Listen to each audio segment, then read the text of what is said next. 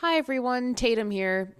I am so sad and sorry to say that even though this is one of my favorite episodes we've ever recorded, there were some technical issues on my part, and I did not find out until after we recorded the entire episode that my mic was not actually hooked up. So, unfortunately, that means that the audio quality on my part is not the best throughout this episode. I'm so sorry to say that, but hopefully you guys will be still willing to listen anyway. And I've learned my lesson. And going forward, this will not happen again. So thanks, guys, and enjoy listening to our episode of RRR. Load, aim, shoot. There it is. There it is. One of the only lines in this movie that's in English.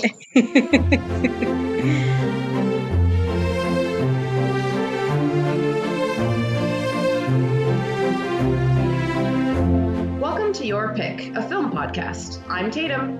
And I'm Geneva. We are two friends who love movies and love sharing them with each other. Each week, we take turns picking a film that is close to our hearts and talk about why it moves us, to tears, to laughter, and everything in between. We celebrate the craft of filmmaking, as well as the unique and personal ways we find meaning in the movies we watch.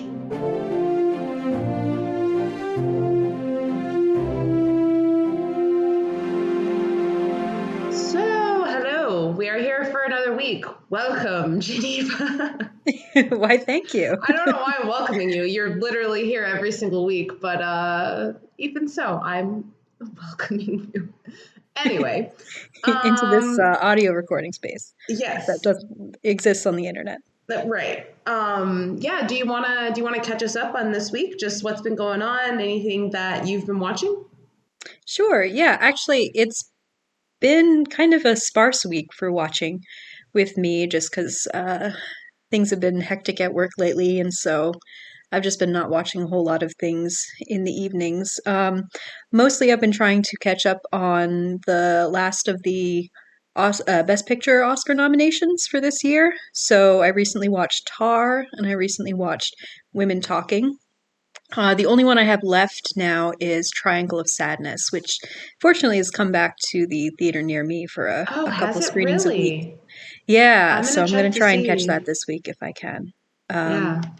but in terms of not recent movies that I've seen, I did watch one this past week. I watched a movie called Cleo from 5 to 7, which is a French film from the early 60s, I think. It's about a woman who is she's a singer, she's rich, she's a little bit selfish and spoiled, although also kind of, you know, pretty likable. And is waiting on the results of a test that may or may not show that she has cancer.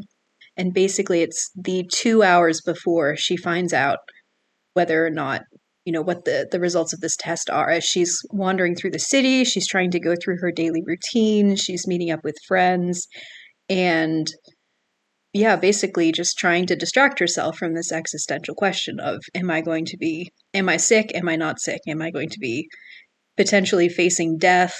Um, am I doing what I should be doing with my life? That sort of thing.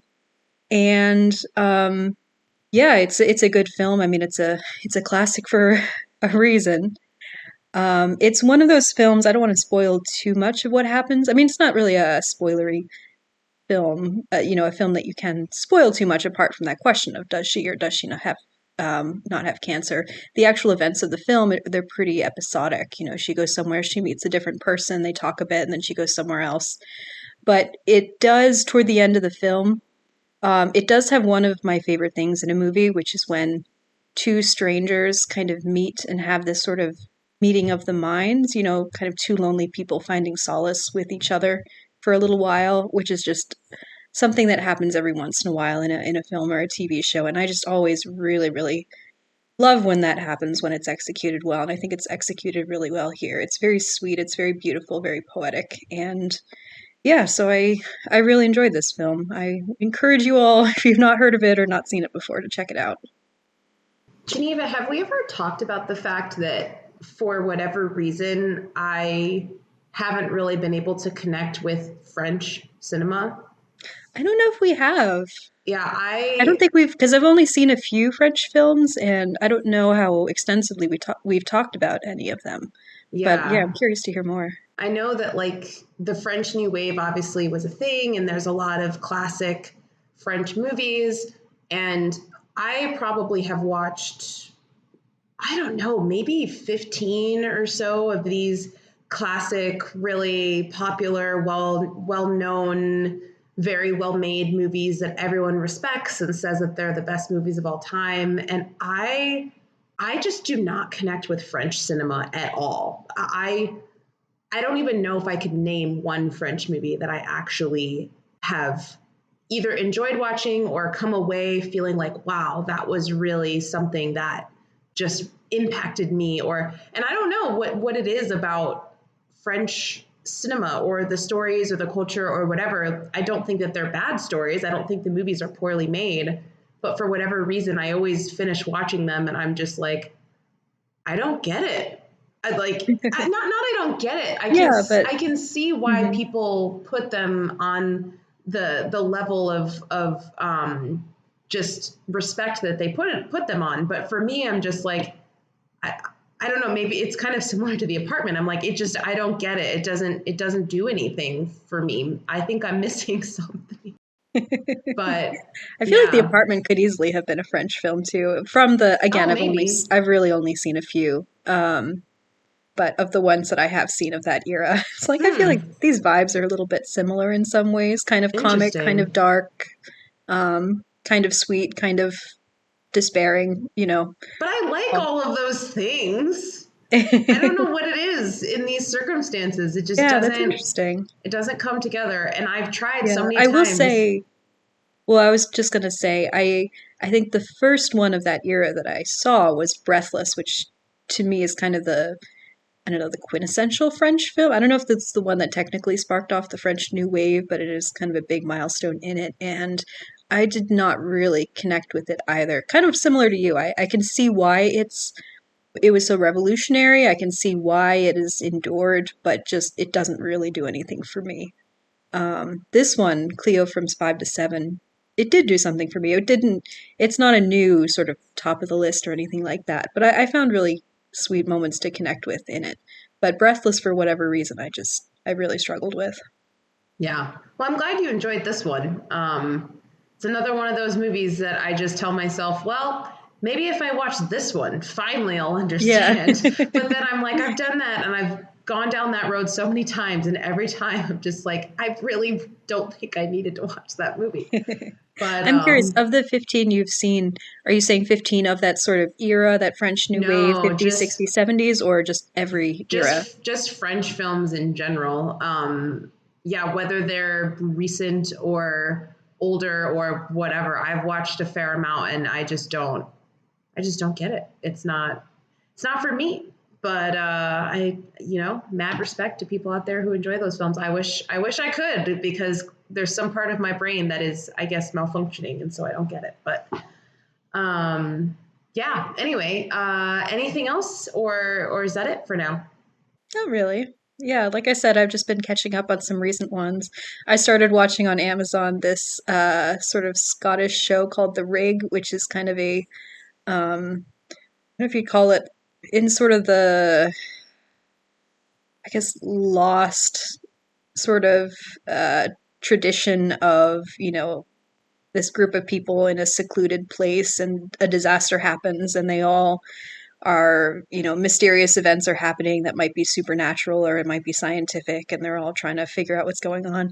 It's not great. It's just filled, it's not that great. It's filled with all of these like delightful Scottish actors that I've loved in different things. So I enjoyed Mm-hmm. seeing them all be together and be Scottish. But yeah, Love it's a nice, fun little comfort watch. that journey for you. Love that. Very much. Um, What about you? What have you been watching? yeah, I've watched RRR this week. Yeah, when I work, I have no life. So yeah, I barely even had time to watch this movie because it's 3.5 hours long. worth it, but yeah, I haven't really had time to watch anything else. I've done a few like YouTube binges here and there, because YouTube, it's like you can watch a couple 5-minute videos or 10-minute videos and that's it. But that's it. Yep, I understand. And be prepared for that for probably the next couple months, guys. So yeah, Geneva will be the one keeping this segment alive. I'll do my best. Yeah. Hopefully things will calm down on my end as well. Yeah.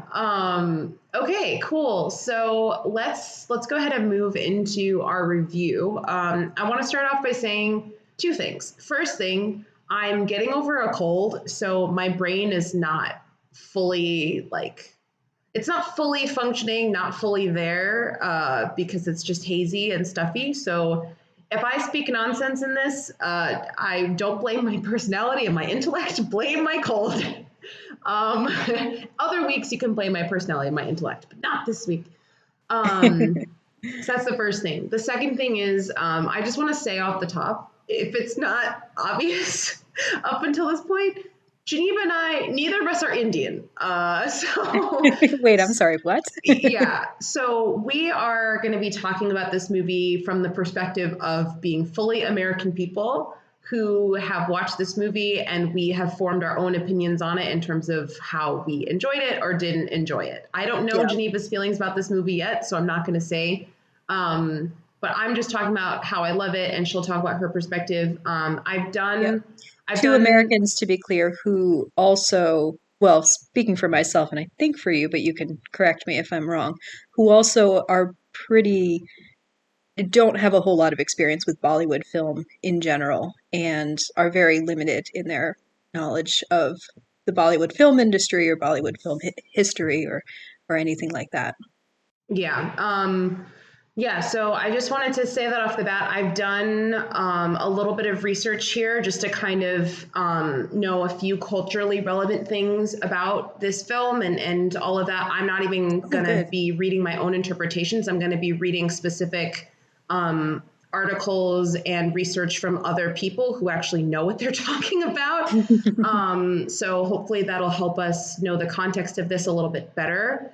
And yeah, so I guess just to say right off the beginning, this movie is actually not a Bollywood film. It's a Tollywood film, because India is India has a big film industry. And this movie actually, even though the Netflix version is in the language of Hindi, which is normally the language of Bollywood films, the language of this film is Telugu, which comes from a region in India, which is in the southeastern part of the country.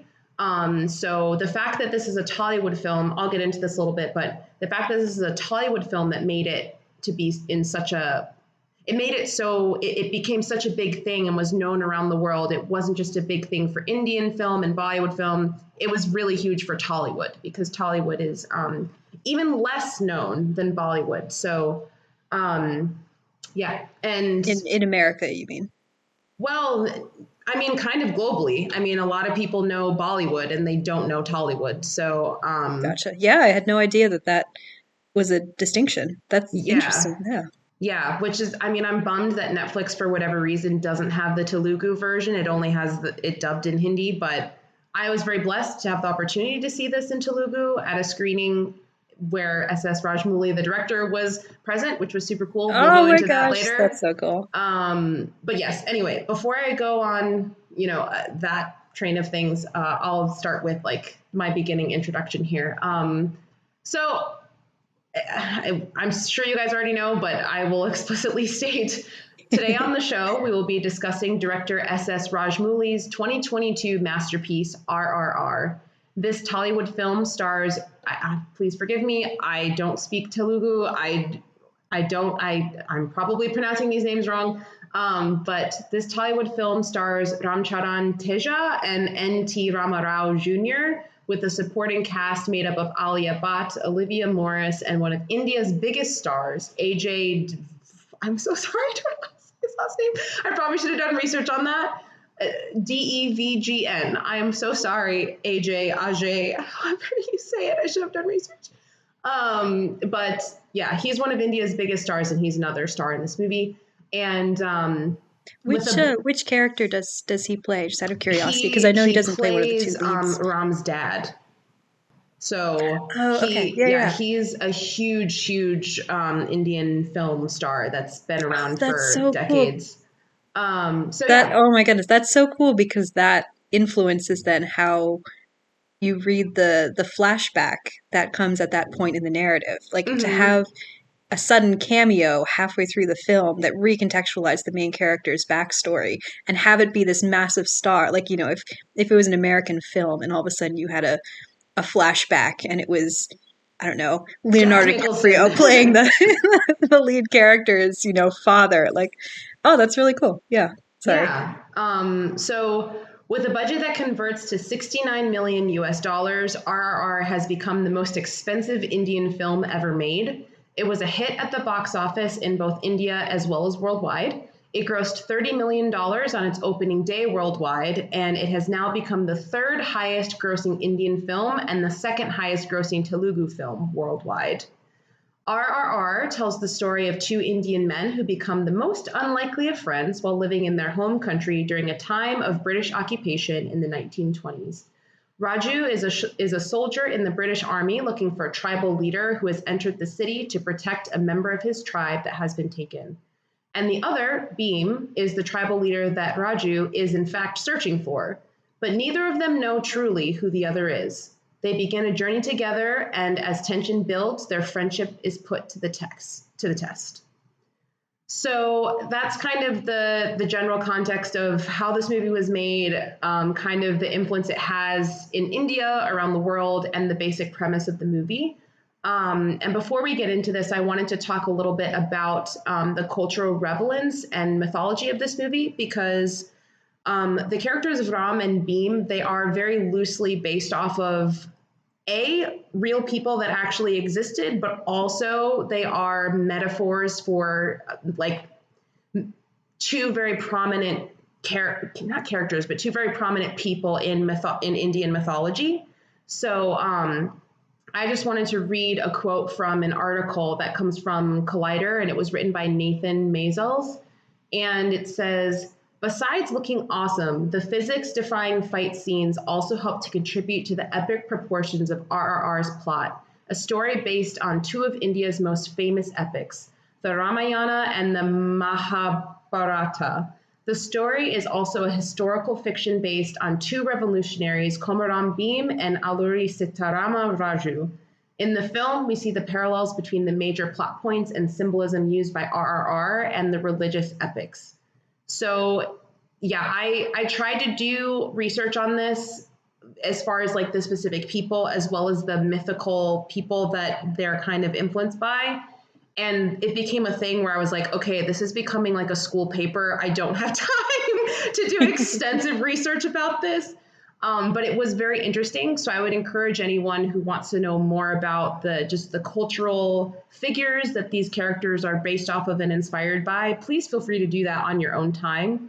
When I have more time, I would love to look into it. But I Yeah, just wanted thank to you. make That's so sure that cool. we address that and acknowledge that before we jump into the movie specifically and the characters that we see here. Yeah, that's Um, fascinating. I knew they were loosely based on real revolutionary figures. Their friendship, I believe, is an invention of the movie, right? The real figures, I think, did not know each other yeah, in real life to our knowledge, but I did not know that it was also influenced by um, Indian folkloric sort of like epic literature. I did not. Oh, that's so interesting. Yeah. Now I yeah. want to. Ah, now I want to go do. Yeah, like I said, it's really interesting. But the more I looked at it, I was like, this is a lot of research of a lot of just cultural. The depths of this go way deeper than I have Yeah. time to dive into right now. But there's definitely a lot there and a lot to learn, not just about the characters that they're based off of, but also about just the history of India and the occupation that Great Britain had there, as well as everywhere else in the freaking world. Like, but yeah, so that's what I mean when I say there's so much that we could talk about here, but because Geneva and I are both Americans who don't really know much about this part of the world or the history of this, and we didn't have time to do like lots of research, we're just going to kind of state that and put it to the side and then move forward and just talk about the movie itself. So yeah, that being said, because this is our first movie that we've discussed that came out this year, we are going to have a short little spoiler-free section starting right now, and then just to kind of talk about our initial feelings about the movie, and then after that, I'll let you guys know when we'll move into spoilers in terms of the specifics of the plot. So, all of that being said, Geneva, can you share with, I was going to say with us, but with me, because I have no idea. Can you please share with me and us your feelings about this movie? Sure. Yeah. I mean, I love this movie. This movie is a total blast. I will not say I loved it as much as you, just because I don't think it's possible for any human being to love this movie as much as Tatum. Tatum I is love literally this obsessed movie. with. I've seen this movie 5 times in the last like 4 months. There's 15 plus hours of her life Yes. spent watching this movie, which No I regrets. No respect. regrets. Yes, highly respect. But yeah, so I've only seen this movie once in comparison. But yeah, I had an absolute blast with it. It is a little bit it is interesting because it's a very accessible movie to an American who does not have any sort of point of reference whatsoever to most of this history, apart from a general awareness that, India was uh, a a colony of Britain at this time, that it would not become independent for another couple of decades, that the British were bad and oppressive, and the Indian population had heroes who fought back against it. That's really all you need to understand. There's a lot of, I'm sure there are a lot of nuances of specific political movements or ideologies, and I think there are nuances there or details there that I probably missed just because I don't really understand the context in which those things are happening. But in broad strokes, it's a very, very accessible movie. The heroes are the heroes, and they are powerful and badass and hot and great, and you want to cheer. And the bad guys are bad, and they twirl their mustaches and cheer when they get brutally murdered. Yeah, the characters are all very well defined. There's a lot of plot that happens. I mean, it's a 3-hour movie, but it does not drag. There's just so much that they get through. But it's by and large, very easy to tell what is going on at any given moment. It's not confusing. It doesn't drag. It's very well paced, and yeah, just the action is so cool. It is so well directed, where there are fight scenes where the choreography, every bit of choreography is just so well defined. You know exactly what is happening. Even when the physics makes absolutely no sense, you can tell What do you exactly what mean, is Geneva? happening. All of these things are 100% possible. It is 100% possible to sit on your friend's shoulders and the two of you just, you know, whip yourselves up and around so that you can kick an enemy soldier in the face. Yep. Yeah, absolutely. 10 out of 10. No notes. Yeah. Yeah, but it's just so well filmed where even when things are happening that physically are impossible, every, action has a reaction and things build. Slow motion is used quite a bit in a sort of, to my American eyes, feel like my point of reference is like a Zack Snyder film or something like that, where things are slowed down so you can see what's going on and kind of build that sort of, the badassness of the moment. But it all feels very, I don't know if natural is the right word, but it doesn't feel sort of annoying or showy or anything like Like that. It's just, yeah, forced. this is how it is, and it's everything is specifically chosen and engineered in a very precise and well done way to make every emotion the most emotion. When something is badass, it is the most badass. When there's a sweet moment between friends, it is the sweetest. When the hero, one of the heroes, is talking to his girlfriend, there's a very sort of, again, American reference point. It reminded me in some ways to The Adventures of Robin Hood that we did a few weeks ago, in the sense that it is very archetypal. There are fair ladies and damsels who are beautiful and pure and sweet, and there are, brave masculine heroes who defend them. They each have their moment to be really cool and to save the day, which is awesome. And the bad guys are bad and the good guys are good. And it's just, this is what we need sometimes, we just need a rousing movie like this. And yeah, so I really, really enjoyed it. And I love the friendship between the two main characters. Would love to see more types of friendships like that in our, awesome action cinema. And yeah, those are my thoughts.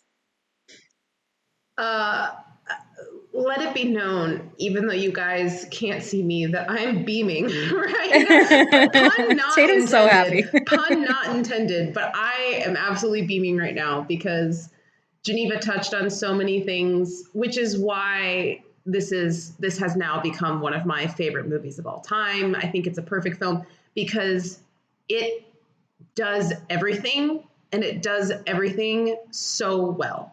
It has action, it has romance, it has war, it has tension, it has friendship, it has family trauma, it has comedy, it even has horror in it and like gore in it. Like so it does gore, yeah. all of the things, but it doesn't. I've seen so many other movies try and do all of these different things, and it just becomes kind of disjointed and mumbled, and it doesn't make sense. And it's like, okay, you guys are just throwing a bunch of things at the wall and hoping something sticks, but this really doesn't work. Whereas this movie is, you can tell that there was a clear idea of what Rajamouli wanted to do. And because of that, it was executed so well. It truly feels epic, which is why the 3-hour runtime. I mean, I know that's much more common in I think it's like 3.5 in Indian cinema than possibly, yeah. I'm not exactly sure, but 3-hour plus runtime.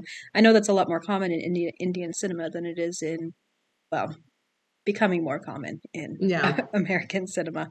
But this movie truly does feel epic. Like the amount of things that they need to get through and the amount of genres and emotions that it goes through, it really does run the gamut. And so that runtime does not feel unearned or out of place. Yeah, I mean, it was interesting because at the screening that I went to where Rajamouli was there, we had a Q&A after, and he said, or maybe he said this before we started the movie, I don't remember, but he did say at one point, like, yeah, in India, we don't have intermissions in the theater, but like, because we're in America, I guess you guys are going to have an intermission halfway through because you guys can't sit in a theater for 3.5 hours That's and funny watch because our movies. That's funny because we don't actually have intermissions anymore unless you're watching a classic film or, I guess they decided to do it for this one, but it's actually something that kind of frustrates me sometimes. I'm like, I really wish we could have an intermission in the middle of Avatar the Way of Water, so I could take a break. But anyway, that's interesting. Yeah. So yeah, I guess before we jump into more specifics and spoilers and stuff, I will just say I absolutely love this movie. I think I've mentioned before on this podcast that one of the reasons I love watching movies is because I love watching movies from other countries and other cultures and other languages so that I can learn.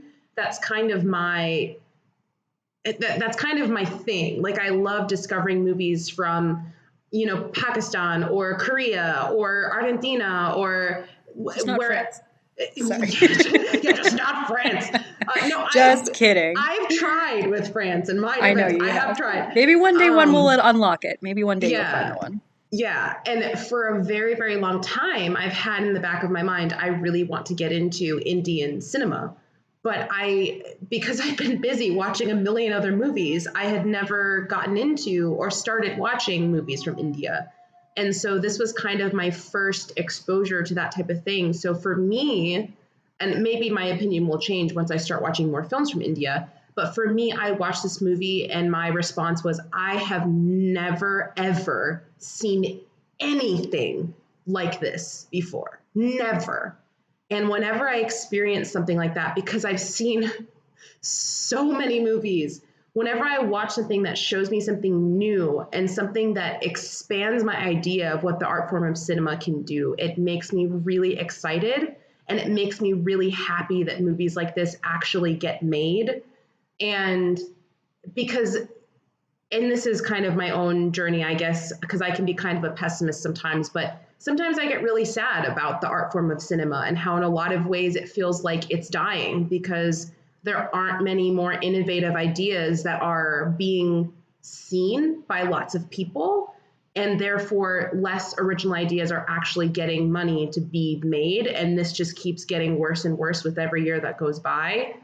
But this movie put hope in my heart of like, there are original movies and original ideas that really push the bounds of what cinema can do. And there are still people out there around the world that can appreciate them and see the value in it. So anyway, I'm not going to talk about that for forever because I could Tatum for a could long go time. on for literally hours. Yeah, don't get me started on the death of cinema and how passionate I am about it and blah, blah, blah, and where money goes and what movies are made and what people watch and blah. Then I'll just get angry. But this movie, it not only is just a fantastic movie as a whole, I think it's a perfect film. I would not change anything about it. But the fact that it just brings hope and inspires me is kind of the thing that really brought it to the next level for me.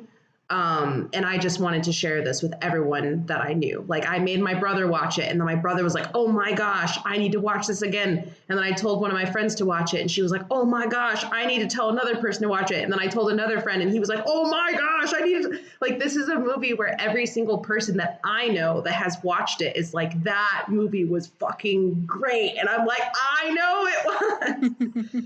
So I hope more people see this movie. I know it's long, but like Geneva said, it doesn't drag. It really doesn't. It earns its runtime, and it's just a really well crafted, beautiful story with all of the emotions, and I love that. So, all of that being said, if you don't want to be spoiled for the movie, which I would say if you haven't seen it, please don't be spoiled. Go watch it and then come back and listen to the rest. We'll be moving forward now. Spoiler alert, the good guys win. Sorry. If you couldn't tell, spoiler alert, the good guys win. But even within that though, there's so much emotion. This movie's not just like good versus bad. Like it's not cheesy. It's so like, it's grounded, at least in my opinion, it's not cheesy. Like it's grounded in a lot of heart and reality and true emotion. So it's not just like, oh, the good guys win because good guys win. It's like, no, they're fighting for a noble cause, and they earn their win through having crazy superpowers, but it's great. I mean, this movie is basically a superhero, Tatum. I mean, I will stay away from that word. I will not say that word on this podcast. I will steer clear. I knew that would. I will steer clear because I'm not. The thing is, I don't disagree with you, but I also hate that that's a constant comparison between this movie and other things. It's like, this movie exists on its own. Let's not compare it to an entire other conglomerate of whatever. At the risk of alienating people and making people angry, I will not talk about that. Geneva, I actually do want to ask before we move into spoilers, I guess, without going into specifics, is there anything about this movie that didn't work for you? Anything that you didn't like, or I'm just curious. That's a good question. Nothing immediately comes to mind. Okay. Because again, the things that I feel like weren't fully able to enter into is purely because this is a culture and a history that is so unfamiliar to me. So there are a lot of details. I'm like, I feel like I know that I'm missing something here, but that's just because this movie was not made for me. Yeah. I can't think of anything off the top of my head where I think I think this is a poorly done choice or something like that. Okay. I was just curious. Because I think this movie's perfect. So I was just curious if there was I was like, if there is a flaw in this, I want someone to tell me what it is, because I don't see it. Okay, cool. So we're going to move into spoilers now, you guys. So go watch the movie and then come back if you haven't seen it. Um, We wait for 3.5 hours and then we're taking a 3.5 hour intermission. come back at 3.5 hours. SS Rajamouli would be so disappointed in us. Yes. Okay, so I guess there's a few fun facts that I just want to kind of say at the beginning. One of the things that Rajamouli talked about in his interview at the screening that I went to was he said that, so I don't know if you know this, Geneva, but the title of this movie actually was not Rise, Roar, Revolt initially, because obviously Rise, Roar, Revolt is like English. That's not Telugu. So Yeah.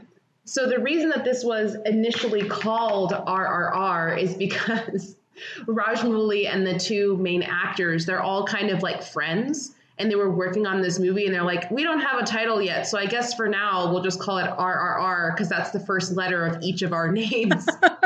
So they're like, it'll be R for Rama, it'll be R for Ram, and R for Rajmouli. And so they just like went with that for a while, and then they kept using it. They're like, well, I guess it's RRR. How can we make this work? So they had to kind of come up with. That's really interesting because I felt like that title, even though the title is not said within the movie, it kind of connects just as a phrase with the load, aim, shoot quote that is said a couple times, the one that you used at the top of the episode. And so I think I subconsciously kind of connected the two. Oh, interesting. But they're completely separate from each other. Huh, that's so funny. Yeah, he said that in the theater, and everyone was just like laughing. It's like a movie being called Untitled Star Wars Project or something like that, and then they just never changed the name. Right. Yeah. But okay, so actually, Geneva, if you don't mind me kind of taking over for a little bit. So before we get into the plot, I would love to just share my experience of seeing this in the theater. Because so I watched this movie. So I think this movie came out in, I think, March of 2022 or something like India that. Or in the United States? I mean, like in the US for us to be able to see it, I think. But I was living in Spain at the time and traveling back, and so I wasn't able to see it. So I didn't catch this movie until it was on Netflix. So I watched it for the first time in September, and I fell in love with it. And I was like, man, I wish I. What's up? Oh, sorry. I was just going to ask, out of curiosity, how did you first hear about this movie? Because I'm a nerd and I do research about it. I was just wondering if someone had told you about it or if you'd seen it, listed on a blog or something there. No, it was just online everywhere. Maybe it was on IndieWire or something, but it was online, and it was like, this movie is the best movie of the year from India. And I was like, okay, sounds interesting. I've been wanting to watch Indian movies. Let's check it out. And then I also was like, 3 hours. I don't know. And then one day I just was like, well, here we go. And it was amazing. So yeah, I watched it for the first time on Netflix in September. And when I finished that, I was like, man, I really wish I could have had the opportunity to see this in theaters, because I just would love to watch this with other people in a dark room with great sound and all of those things. And so the Music Box Theater in Chicago, which is an amazing theater, art house theater, historic in Chicago, they sent out an email that was like, hey, we are doing one screening of this movie where director SS Rajamouli will be present. Tickets are limited, seats are limited, get them now or never. And I was like, I'm buying them right now. And so I bought a ticket to go see this at the Music Box, and I went by myself, which is pretty normal for me. Which was actually great, because then I got to interact with the people around me and kind of ask them, what do you think? Have you seen this or have you not seen it before you got here? All of that stuff. And let me just say that I get very emotional about just going to the theater and the concept of watching movies in the theater. It's something that I really value. It's something I've always loved and always will.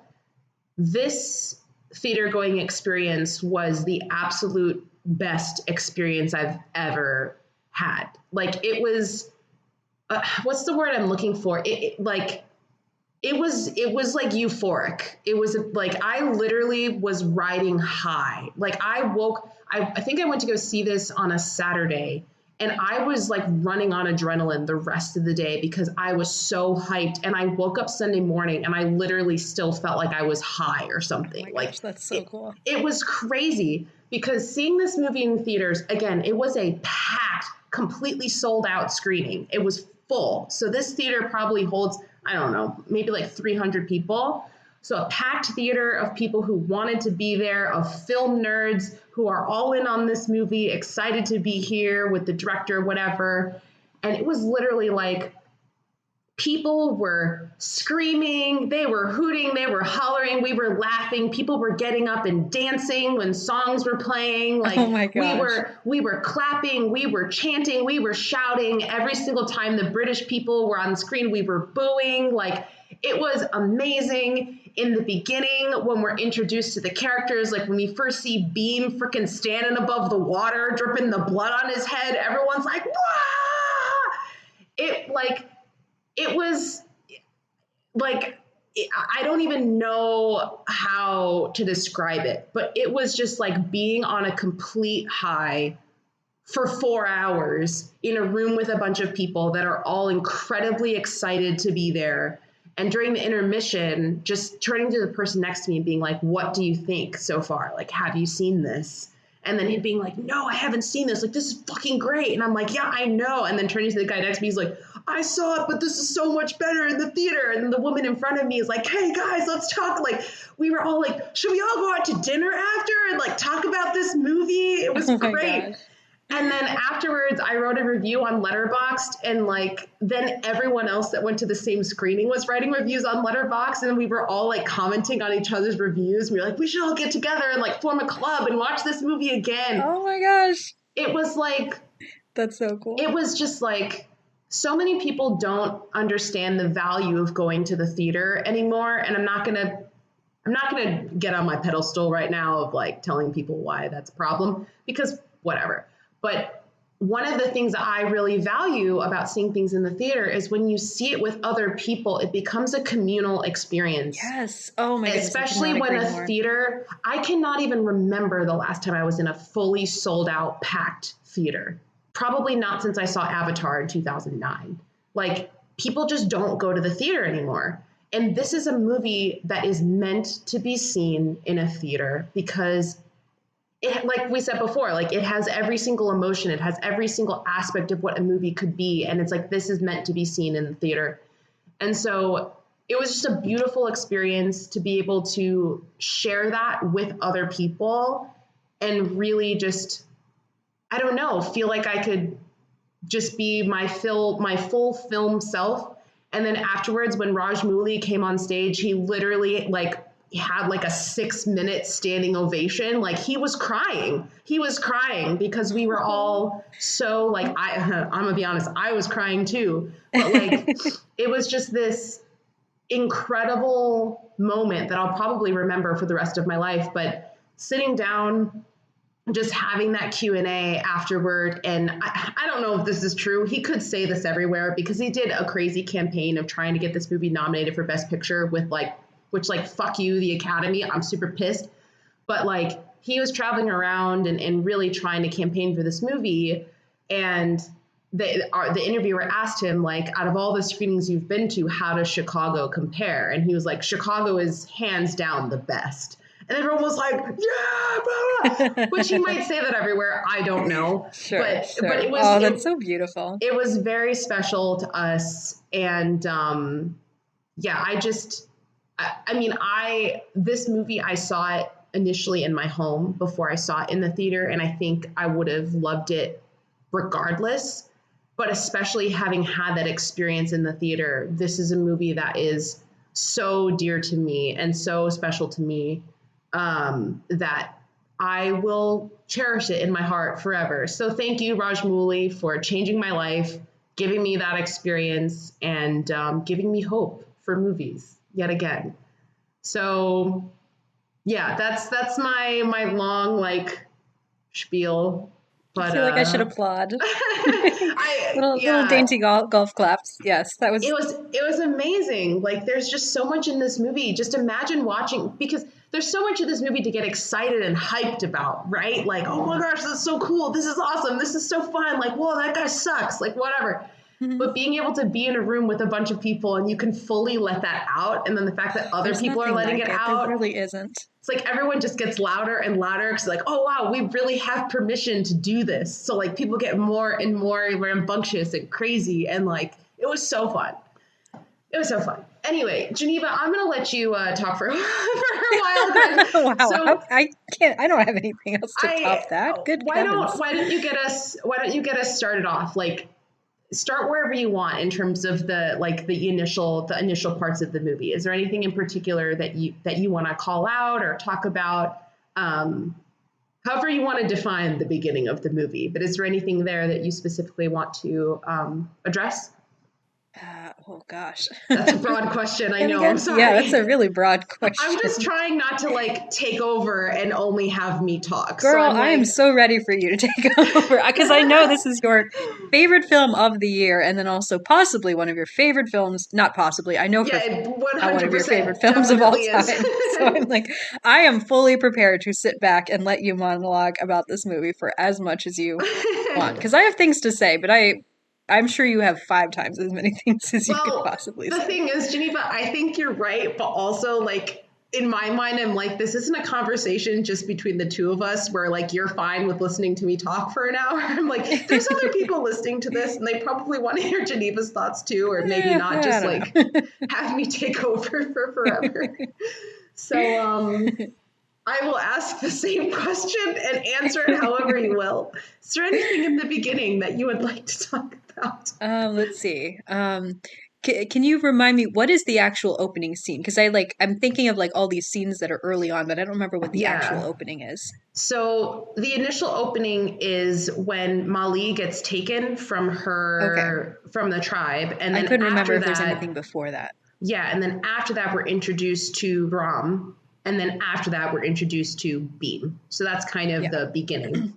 Yeah. Because that's the thing too, is like a lot of my thoughts are sort of overall like about the like one thing that I really find interesting about this movie, which I wasn't really expecting because I intentionally did not look up the plot ahead of time.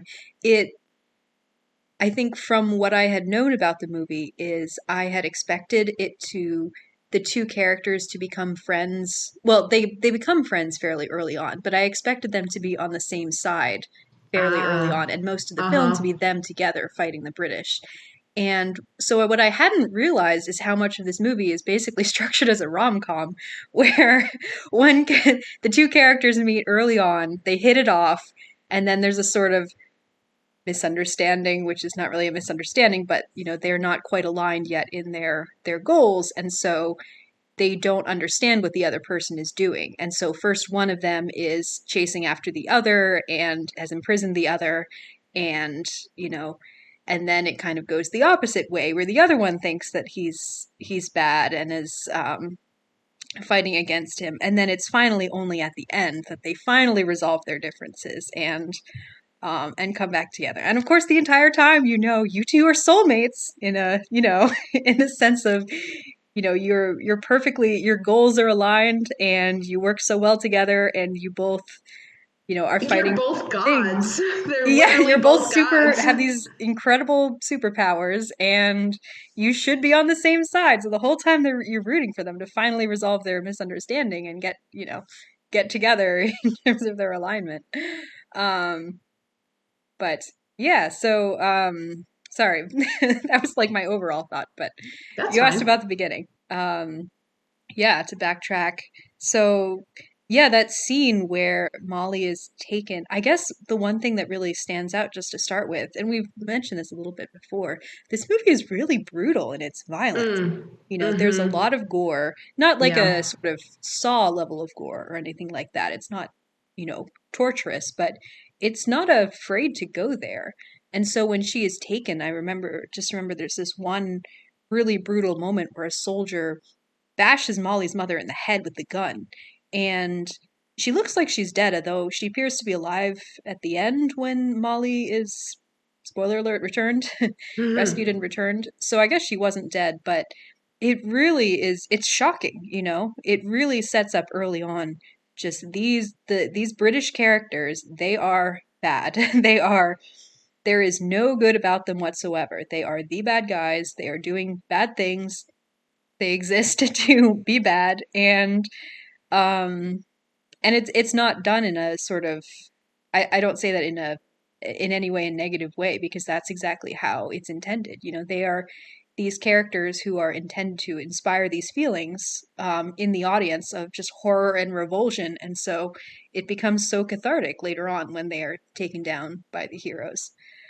But yeah, that opening scene where um, the wife of the, I don't know what he is, a general or a governor maybe of the section of Delhi, the Ray Stevenson character, and then Alison Doody plays his wife, where they just so casually and callously, decide that they want this child and that they can pay off the parents and just take her, pay them off with such a small amount.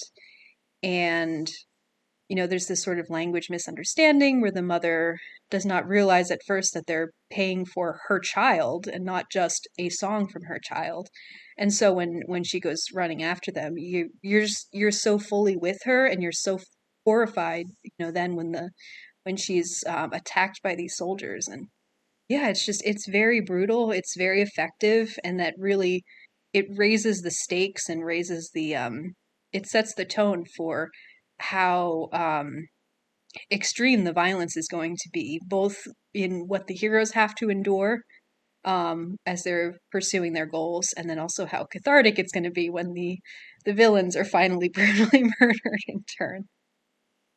Yeah, I will say, I was going to wait to bring this up till the end, but I guess it doesn't matter. Talking about just the incredibly evil portrayal of the British. When I saw this movie at the Music Box for that screening, at the end when he's murdered and like his blood splatters on the thing where it says like the sun never sets on the British Empire. Yeah, everyone in the theater was like, yeah, it was Yep. crazy. Like everyone was going nuts. And it was funny because the woman who was interviewing him actually asked him, so you've been doing screenings of this all over the world. How is this movie received in Great Britain or in England or whatever? And he was like, they loved it. So, I know. I'm really curious because when this movie came out, and I was actually living in the UK. I was living in Scotland, and I don't think it ever came to a theater near me. Or possibly it may have come at a time when I was really buried in schoolwork or something like that. But I really wish I'd had a chance to see it in a theater in the UK, because they are just very, in my experience, not very sort of vocal, I guess is the term. You go see a movie, and it's not very often that you will hear the audience around you reacting to things. They're not like American audiences in that way. They're much more reserved in their reactions. So I would be very curious to go to a screening that was more full and see what the reaction would have been, especially because it was Scotland and not England too. I'm just very curious what that would have been like. Wish I'd had a chance. Yeah, I wish you had the chance. I would love to have heard about that. Yeah, that's great though. Yeah, there were so many fun things that we learned in that interview, some of which I'll bring up later. But yeah, I think so. Talking about the brutality, I guess, again. So I watched this movie. So one of my really good friends, she is Indian. And I was telling her about this movie, and her parents are immigrants from India. So like she's not very far removed from, living there. And I was like, I really would love to watch this movie with you so that you could kind of just maybe shed some light on things or tell me your thoughts or whatever. And because she has seen way more Indian films than I have, because she grew up, in that kind of culture where they watched that stuff because she's Indian.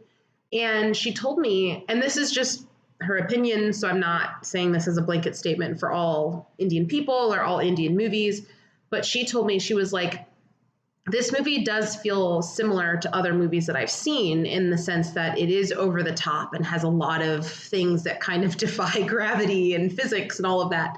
But she goes, but also I really like that this movie has an important, like it has a moral and it has a really strong purpose and a good, what's the word I'm looking for? Like, I don't even know, but like it has a strong moral and it has an important lesson to be learned that it's trying to convey. And she was like, that is not something I've seen in a lot of movies that I watched growing up. It was kind of just the over the top and the fun and the action without really having the purpose underneath. Yeah, the sort And of so, revolutionary political messaging, which well, again, not I even don't, necessarily just that, but just like, her perspective was not even just like revolutionary, but just having some sort of purpose other than this is fun or this is romantic or whatever. And again, I haven't seen more, and that's just her opinion, but I thought it was interesting her saying that this movie for her, given what she'd seen, was unique in the sense that it has a real importance to it. And I think that we see that through, yes, this movie is really fun. It's so much fun, but there also is, like we both keep saying, or I guess I keep saying, like there is a brutality to it in order to kind of give everything. I don't know, it creates this balance of yes, there's goodness in this world, but that's what we're trying to preserve. And we're showing these evil people that are coming in and trying to take that away from us. And I well, just and love that yeah, dichotomy. yeah, absolutely. And what I love about it too is that it represents this sort of long-standing and, genuinely complex um, question of when you're trying to affect some sort of political change. There's a sort of ideological split between the heroes, where one is just very straightforward in his aims, and the other is sort of um, more, he's undercover. He's attempting to become the image of the idealized British officer, but in order to subvert the British Empire, through that sort of, not underhanded, but from within in a sort of sense. And the two come into conflict because of the differences in the way they're trying to achieve the same aims. And yeah, I just find it really interesting the way that there is this um, genuine difference in the way they try to go about this, yeah, these their goal, and it brings them into conflict, but they each have sort of their own strengths and weaknesses because of it. But then at the end, they're able to finally come to a middle ground and find unity again in what they're trying to achieve. Well, I think the interesting thing there is that I feel like they're both, this is going to sound really stupid, but I promise it'll make sense. They're both fighting for different things, but they're also fighting for the same thing in the sense that Beam is coming from a place where he's like, I want to defend my tribe and my people on a very micro scale. And then Ram is coming from a place where he's like, I want to help the entire country rise up by giving them what they need. And so they're kind of coming from these different perspectives and fighting for these different things. But then once they learn each other's stories, they both really bring them together, where Beam is like, oh my gosh, I'm recognizing that my friend was fighting for this bigger cause. I want to join in on that because my perspective needs to be bigger. And then Ram comes from this place where he's like, my perspective was too big. I was forgetting about the individuals and I was only thinking about the masses and this larger purpose. And so I love that it kind of, it's this beautiful story of how they start out fighting for different things, but we know that it's the same thing.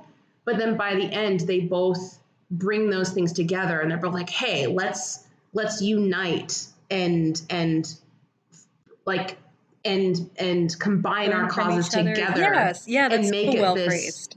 this entire movement type of thing." Hmm.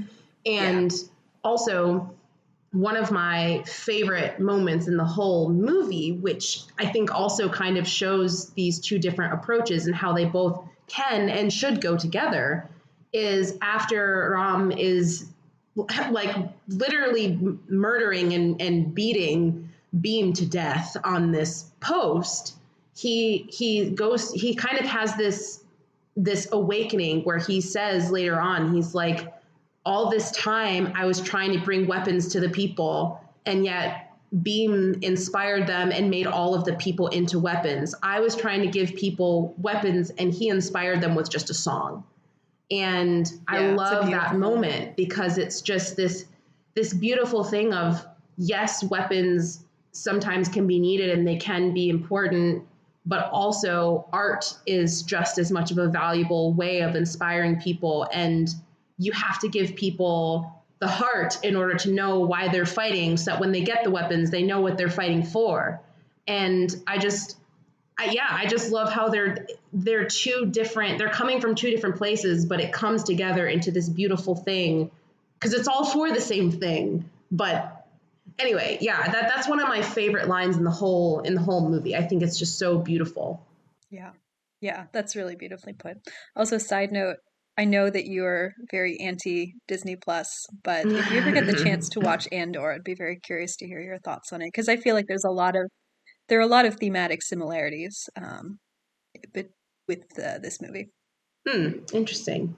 Yeah, probably won't be doing that anytime soon, if ever. But I support people who watch it. I hear it's good. Yeah. So I think, gosh, I don't even know. Like, there's just so much. There's so much. Yeah, I don't know how much of the plot itself you want to go through. I Because we could mean, go kind of broadly through what happens, or we could just kind of I more think, go by yeah. I mean, I other think I'm things. going to be pretty. Maybe it'll start out rigid and it'll flow more as we go on, but I kind of just want to go through the individual bullet points of things that I wrote down, as opposed to like just scene by scene or plot by plot.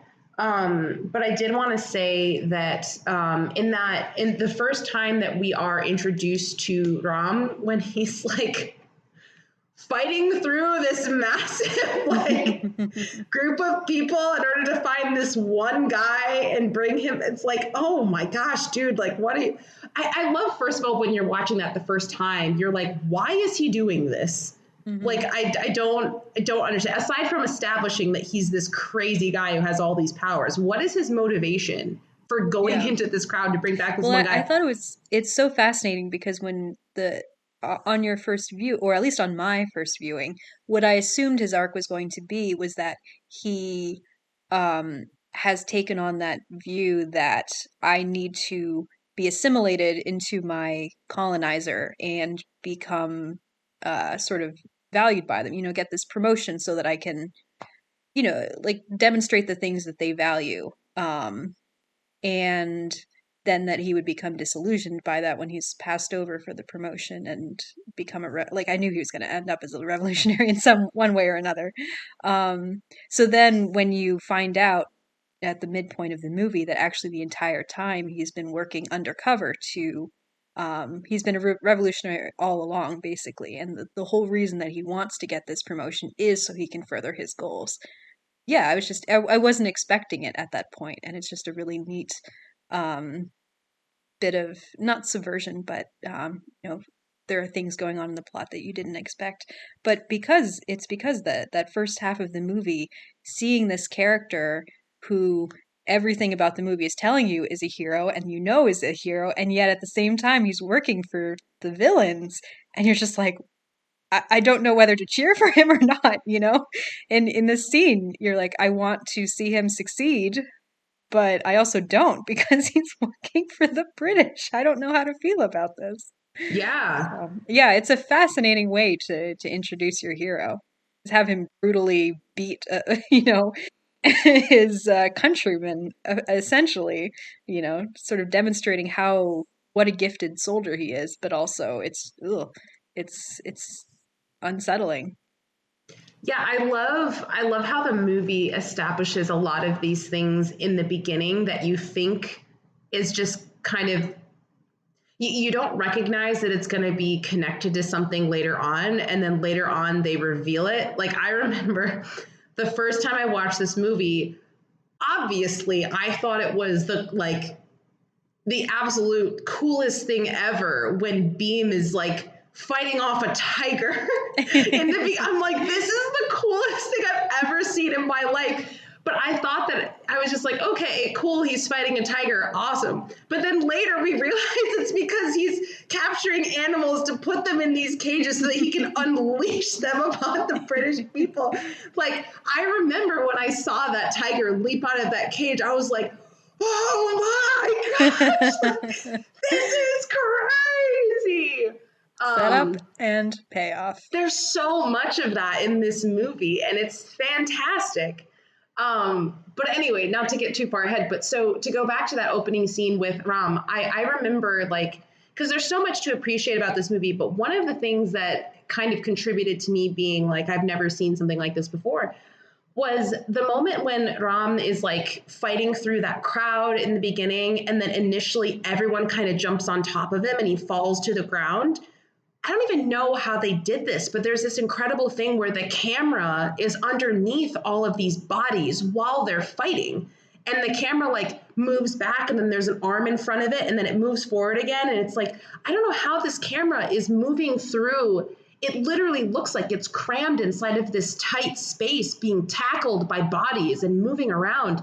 And I was just like, I don't know how they shot that. Did they have a little GoPro? Like, obviously they didn't have a little GoPro, but how did they film that? And I think it still looks amazing to me. And the only thing that I can think of that kind of looks like that was in the episode of Game of Thrones, Battle of the Bastards, when Jon was being suffocated under these people and pulls out.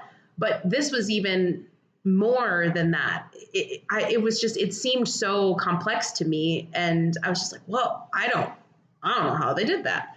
But I don't know if you know what I'm talking about or if that stood out to you at all. But the camera work in that sequence I thought was very impressive. Did that stick out to you at all? Or I think I remember the moment you're talking about. I mean, that moment is just because that scene is just so overwhelming, and you're seeing like 5 things that you've never seen before on screen at any given moment. So I can't say that in particular, that specific shot stood out, but that's just because the entire scene, you're like, what is happening? This is crazy. Yeah, he scares me more. Yes. So I guess moving forward from there, I will say, even though both of the protagonists in this movie I absolutely love, I will say Beam is a little bit more special to me. I just think. Oh, I was going to ask if you had like a I mean, I think they're both amazing, but I think that Beam is just, honestly, it probably boils down to this opening sequence where he's like standing there above this water, and the camera does this like flip upside down, and then he's dripping the blood over his head, and he's fighting a tiger. Like, it's crazy. And he's like, and I will say, so I'm not someone who's like, oh my gosh, I want to watch a movie because like the men are so hot. And like, I am not someone who's super into really, really ripped, buff guys. No shame to people that look like that or people that are into that. That's fine. But that's just like not typically my vibe. But there's something about him fighting a tiger and like pulling these ropes together with the hooks, and like every single muscle in his body is like activated at 300%. I'm just like, this is insane. It is the absolute coolest character introduction I have ever seen in my life. And the fact that we see in this opening sequence that he is the most badass person to ever walk the earth. But then his disguise is this humble man who works at basically just a moto shop who gets beat up. Yeah, that's what's so fascinating about him is he's that so he is humble. He's so incredibly badass. He's so strong. He has this incredible super strength, and yet, you know, he gets around Jenny, and he's just this adorable little tongue-tied, like, has no idea what to say, you know, just kind of like goofy pratfall. Like, it's adorable, the duality that he has. And even with Malik too, like you see moments he's so brotherly. When he sees her through the prison, and he can tell he has to leave her behind. He's like, now is not the time, and it's killing him that he has to leave. But he knows that he has to, and the only way to calm her down is by singing this song from their tribe where they come from. And there's just so much there's so much depth to both of the protagonists. There really is, and I appreciate them both. But Beam just has a little bit more of a special place in my heart. And Geneva, I'm actually curious to hear if you would agree with this. And if you don't, that's fine. I'm genuinely curious. But for me, I think that both of these men deserve to be nominated for Best Actor because they laugh, they cry, they dance, they sing, they fight, they do everything, but everything that they do, none of it feels silly. All of it feels believable and real and grounded and truthful. And it touches me, everything that they do. And so for me, I was so incredibly impressed with both of their performances. I knew they wouldn't be nominated for Best Actor. I knew they wouldn't, but I believe that in a perfect world, they should have been nominated. Do you connect with their acting as much, or are you kind of like, yeah, it's fine, but I don't think it's the best of the year? You can disagree with me. I'm genuinely curious.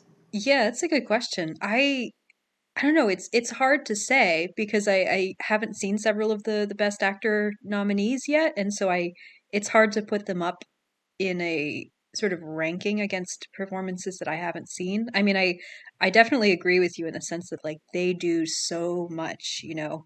And this is one reason that I'm a big proponent of musicals and comedies and other things that are not just dramatic performances getting recognized by the Oscars. Like, I mean, I love, you know, a great dramatic performance and they deserve to get nominated, but there's so much skill involved in doing things like singing, dancing, comedy, you know, believable romance or fight choreography. Like all of these things are elements of acting and they're just not recognized enough. So yeah, I can't say again. I haven't seen several of the nominees, so I But can't say out specifically. of But what you've seen, this year, I would are not. Yeah, the I would not. I would certainly would not be upset if they were both nominated. I would be very happy to see both of them be nominated.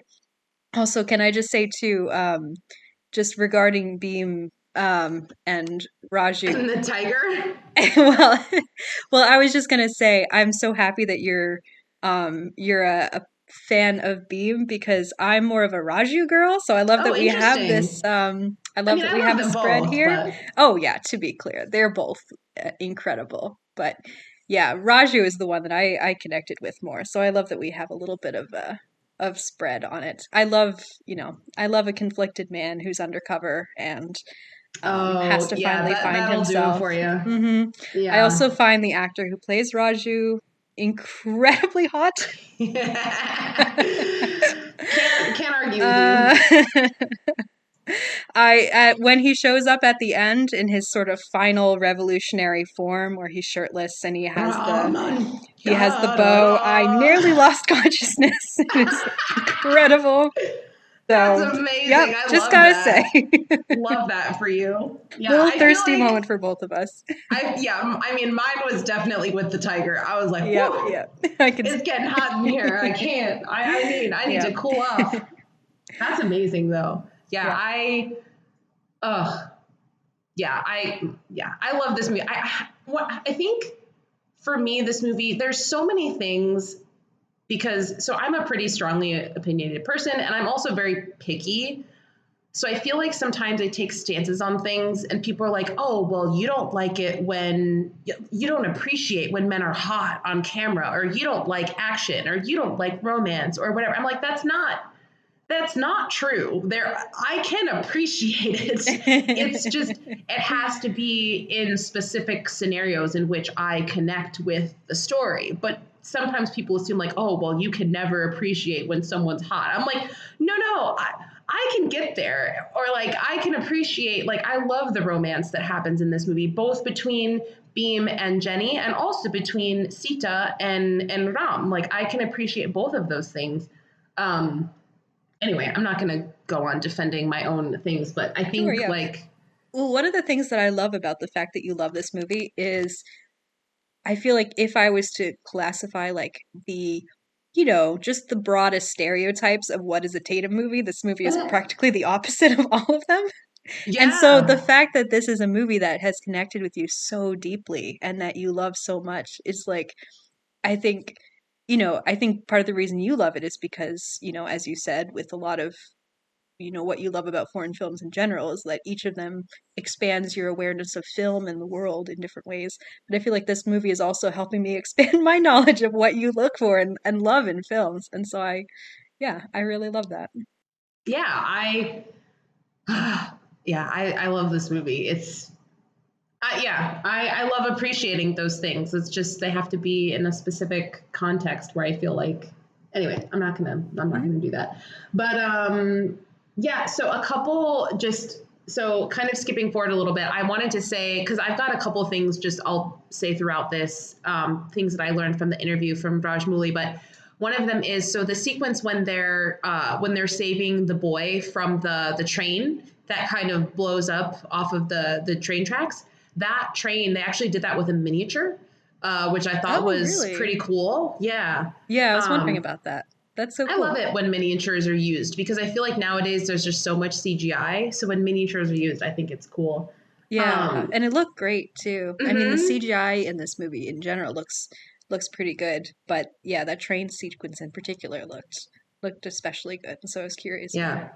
The CGI looks so good that they had to add a disclaimer in the beginning that no animals were harmed. it. All animals were CGI, none of them were real. Okay, good. Um, yeah, so I guess this gets into just the beginning of their friendship when they first meet each other, which like Geneva, I will say, even though I loved the whole entire beginning of this movie leading up to this point, I thought it was great. I thought it was crazy. The tiger, the jumping through the people to bring this one man, blah, blah, blah. I thought it was amazing. But this was the moment where I was all in on this movie. After they rescue this kid, and then they proceed to do like an eight oh wait and then they proceed to do like an 8-minute friendship montage. I was like, this is the Uh-huh. best thing I've ever seen in my entire life because i I am someone who, and Geneva can deny this if she wants to, but I really, really value friendship. And I think that friendship is really important. And a lot of times people don't see how deep it can be and how important it can be just a human existence. And this movie is like, fuck all you people that think that friendship isn't important because we're going to show you that it's the best thing ever and it Yeah. can complete Well, your life. especially in American culture, we have this sort of anxiety around depictions of really healthy and deep and emotional male friendships. They're just not depicted very often. And um when they are, they're just, there's often a lot of, yeah, anxiety and questioning surrounding that, which is a shame. And so it is so wonderful to see this movie that is so unashamed, absolutely hard on its sleeve about the fact that these two, powerful, strong men are just best friends and, Yes. soulmates basically with each other. They can communicate without words. They just Yes. understand each other and they Yes. are so in sync with each other. Yeah, I love it. Yeah, and I think it's important that you said, there isn't really a place for this in American culture, at least not we don't see it very often. And I think that further evidence of that is so many people watch this movie and they make jokes about like, oh yeah, these guys are actually gay for each other. Like you can totally tell. And Rajmouli has been very vocal about this is not a gay movie. This is a movie about friendship. Both of them have women that they love. They both support each other, getting back to the women that they love and encouraging them to be with them. This is a movie about friendship. And not that he's anti-gay or anything, but he's just like, that's not Right. what this movie is about. But because so many Americans don't know what to do with men being vulnerable and being close to each other, they're like, oh, well, it has to be gay. And it's like, well, again, not that there's anything wrong with that, but also it is possible for men to have close, vulnerable relationships where they talk to each other and share with each other and have fun with each other, where it's not something more than that. And I just love that this movie shows that this is possible. And I hope that it inspires more men to be friends and not be afraid of that, because there's nothing wrong with that. It's beautiful. Don't you want a bud to like ride on a motorcycle next to you while you're riding a horse and you guys can race? Like that just sounds dudes like being fun. dudes, you know? Yeah. Which I guess brings us forward to just the whole I mean, there's so much of this movie where I'm like, oh, I really love this movie. And then this happened. I was like, oh, wow, I love this movie more. And then this happened. I'm like, I love this movie even more now. And so once it gets to after this incredible friendship montage with this song, and I guess like, again, getting into just, I love experiencing different cultures. I love the music of this movie, and not just the music, but like the lyrics, because the lyrics, if they were in English, it's like, so and so, the god of the son of this god, and they become friends, and now they're running and jumping, and like it's in English would be ridiculous. It's like, what? But this is so cool because it's like this is showing me an aspect of another culture where you can have lyrics in a song that are written in this sort of way, but it sounds beautiful and it works. The use of music in this film is really interesting. Again, as someone who is not very familiar with Bollywood or Tollywood film, because I know music is used a lot, like musicals are a lot more common there.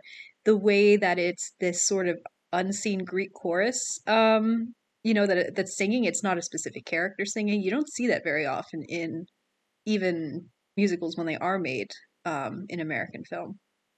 Yeah. Yeah, I do want to ask you before I move forward, was there anything during this Dosti song, which Dosti literally means friendship, was there anything during that scene that you loved? Like, I particularly love when they're running underwater towards each other. I think it's so great. Like, is there anything in this particular montage that you really liked? Well, you mentioned it already, but the motorcycle and the horse along the coastline, that was like the main image that stuck with me. Yeah. Man, don't we all want a friend that we can ride our motorcycle next to while they're on a horse? It's so, I mean, there's so much that happens in that montage of like, watch me do pull-ups. Now watch me do squats with you on my shoulders. Let's walk on this, like, let's run next to a train and jump through. It's just, there's just so, let's have you over to my house and you can meet my family and we'll eat dinner together. And like, I'll teach you how to read and write books, or like read books and write. But it's just, there's so much there, which I think then helps establish the next portion when Ram finds out that Beam has a crush on Jenny. And so he's like, well, I know how to talk to women. So like, here you go. I'll help you out, buddy. And it's this whole thing where Beam, everything he says is wrong, of like, oh no, there's no train station close to here. Or yeah, I can fix it in 5 minutes. And Ram's like, it'll take 5 hours. There's no station close to here. He can drive you to where you need to go. Like, the car's going to stop right here. Why's the car going to stop here? Because I dropped nails in the road and her tires are going to burst open. Like, oh, okay. Just orchestrating their entire relationship. It is so cute. And just this constant thing of like them both saying things that are so profound, then the other person being like, I can't understand you. I don't know what you're saying. It's so great. She's like, did you make this? He's like, no, I made it. It's like, that's what she just asked you, but okay. I also did notice, I did notice it for the first time on this rewatch, when they first go to the market together and he asks her, he's like, can I come over to your house? I remember in the theater, everyone was like, whoa. And I was like, yeah, but he's asking to come over to her house because he knows Mali's there. But he actually doesn't know that Mali is there until when she says it after that. So I was like, oh, and he's asking to come over to her house the first time. He's genuinely like, yo, can I come over to your place so we can have some one-on-one time? And I guess a few other things from this montage. Another thing I noticed this time around was, because there's this moment where Beam is walking and he's got these 2 huge, massive things of meat that he's carrying over his shoulder. And Ram and his uncle see him and they're like, oh my, and his uncle's like, why does he have that much food? And Ram's like, hey, just leave him alone. Like, he needs the amount of food that he needs, whatever. And then you see Beam give the meat to his brother, and his brother puts it in this hole. And I was like, is that for his brother to eat? Like, this time I got it. I'm like, Oh, that's where the animals are that they're keeping alive. Oh, I did not get that either. Because you hear okay. like a tiger in the background make a noise when he puts the meat in there. I'm like, oh, that's where they're keeping the freaking animals. Like, that's crazy. That's great. They're just seeding that in. I did not pick up on that either. Took me 5 watches to get it. Layers. But yeah, and then also one thing that actually, so my friend who's Indian, when we watched this together, she told me, because the first time I watched it, I was like, I don't understand why some of the characters, Beam in particular, why they keep doing this thing with their head where they're like wagging it back and forth almost, or like just moving it from side to side. I was like, why do they keep doing that? Because it happens quite a bit. And my friend said that actually in the Indian culture, it's kind of, she said that the meaning of it can change depending on the scenario. But she said that a lot of the time it's kind of like confusion of, I don't know what else to say. And so I'm just kind of reacting, but I don't have words. So I'll just like move my head. So I thought that that was interesting because the first time I watched it, I was like, I don't know why they're doing this, but it's clearly something cultural that I don't understand. And then she helped explain it to me. So I'm glad because I had the exact same question. I was wondering if it was maybe the Indian equivalent of a nod. But it sounds like it's similar, but not quite the same thing. Yeah, I mean, it's kind of like I have no other response. So here we go. I just have so many things like, we need more friendship montages in the world. Don't call me Mimsop, it's just Jenny, yes? Like, oh, that's such a long name. Don't call me Mimsop, it's just Jenny, yes. Don't call me Mimsop, it's just Jenny, yes. And then he tells Raju, and Raju's like dying. That's not her name, man. It's so adorable. And he's like, oh, Jenny, much shorter. And I was like, yes. Which then brings us to the part where he tells Ram that he was invited to a party, and then Ram's like, dude, you gotta go. And then Beam's like, I can't go by myself, you have to come with. And then Ram's like, okay, sure, but you can't dress like that. And Beam's like, why not? And then Ram's like, let me help you get dressed for this party. So he like helps him look all nice and get all dressed up for the party because they're friends and I love it. They're friends, and he's such a good wingman, and he just wants his buddy to get the girl. The best. Which then brings us to the party where the two of them walk in and completely slay. Just walking in already. It's like, absolutely slaying from left to right. I just knew when they walked in, I was like, I need to be ready because I don't know. Because when I saw this movie, I had no idea about the Natu Natu song. It's Nacho in the Hindi language, but it's Natu in the Telugu. I had no idea about this dance, about that song. So I was coming in completely not knowing anything. And I was like, I don't know what's going to happen, but it's going to be something great. And I just loved how, first of all, this guy who's like, what do you know about tango, blah, blah, blah. He does flamenco. I'm like, brother, I've lived in Spain. Your flamenco is really not that good, but like, whatever. Also, not a British dance. I don't know why you why you think you can do that. He's traveled the world. He's the best dancer, blah, blah, blah. Okay, great. But I love how like Ram is like, you know what, buddy, I'm going to take over and I'm going to start playing the drums.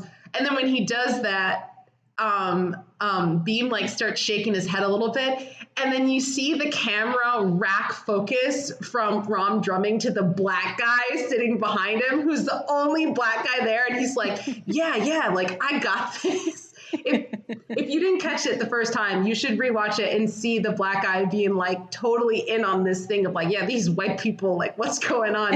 I can finally get something within. Yeah. But so when Ram finally stops drumming, he gives the drumsticks to the black guy. He's like, yeah, I got this. I'll take over. Y'all go do your dancing thing. And so we have the incredible moment with Ram walking over in slow motion with the camera looking up at him from underneath. And it's like, oh, fuck yeah, like, let's go. Geneva is a puddle on the floor. Oh, it's so great. And then commences this entire incredible, iconic, epic dance sequence that's just the best thing ever. Incredible A+ suspenders choreography. So good. It's just, oh my gosh, it's amazing. And I will say, I have tried to do the Natu dance. When I watched it with my brother, him and I both did the Natu dance. Like, It's amazing. Not the whole thing, but like this was the specific main move They're of the so leg. fast. I don't know how you could even like It's discern the choreography, let alone so do it. fun fact, Rajmouli said in the Q&A that they shot this for 5 weeks. This entire like dance sequence they shot for 5 weeks. So the two actors were doing this dancing for like 12 hours every day for 5 weeks, which is insane. And then on top of that, he said that like the set for this was so big, or I guess like the number of people was so big. They had anywhere the smallest amount of extras that they had while shooting this was 600, and the highest amount of extras was 2,000. So they went anywhere from 600 to 2,000 extras while filming this dance sequence for 5 weeks in a row, which is crazy. I cannot even imagine, because these guys are putting their hearts and souls into their, I'm like, how did you not just die? Like, this is crazy. But yeah, I love how at the end of this dance, like because you have this sense of like, okay, obviously Ram and Beam are going to be the ones that are the last ones standing. But then the moment when the two of them are like, oh, we're the last two, now we're going against each other. And it's like this slow motion turning their heads of like, are we doing this? Yeah, we're doing this. And Raju sees Jenny looking, shouting for Beam, and he decides to give up, like to forfeit so that Beam wins, and he impresses Jenny, and it's so freaking cute. Oh, it's so good. Oh, and there's also the moment before that, like when all of them are dancing and whatever. And Ram has these two short takes that I'm obsessed with. I'm glad they left them in the movie. One of them is him giving two very like mocking thumbs up to the other. He's like, good job. You're not like, it's so good. Yeah, when the British guy finally like attempts to join in and is. It's such a sarcastic, mocking thumbs up. It's so great. And then the other one is there's another cut back to Ram, and he like has his head thrown back, and he's just doing this dance move, and he looks like he is having the time of his life. It's amazing. This whole sequence makes me so happy. It brings me so much joy. Great. It really reminded me, and I know that this is not a movie that you particularly like, but this is a movie that I grew up with and I adored despite all of its flaws. It really reminded me of the barn dance from Seven Brides for Seven Brothers, which is just unbridled, just 6-7 minutes of unbridled joy, and the heroes getting it over on these stuffy upper class twits who don't know anything, and winning over all the girls through the power of their really cool dance moves. It's just an archetype you always love to see. You love to see it. I mean, that's the way that I get won over. I'm like, if you want to dance, that take me away. That's fine. I don't care any smooth talking you have. If you can dance, I'm like, sweet, you got a shot. That sounds Tatum's heart. I mean, honestly, Take note, it is. Boys. It is. Everybody has their thing. That's mine. Or apparently people fighting off tigers. That's fine too. One of two options. You can dance, you can fight off a tiger.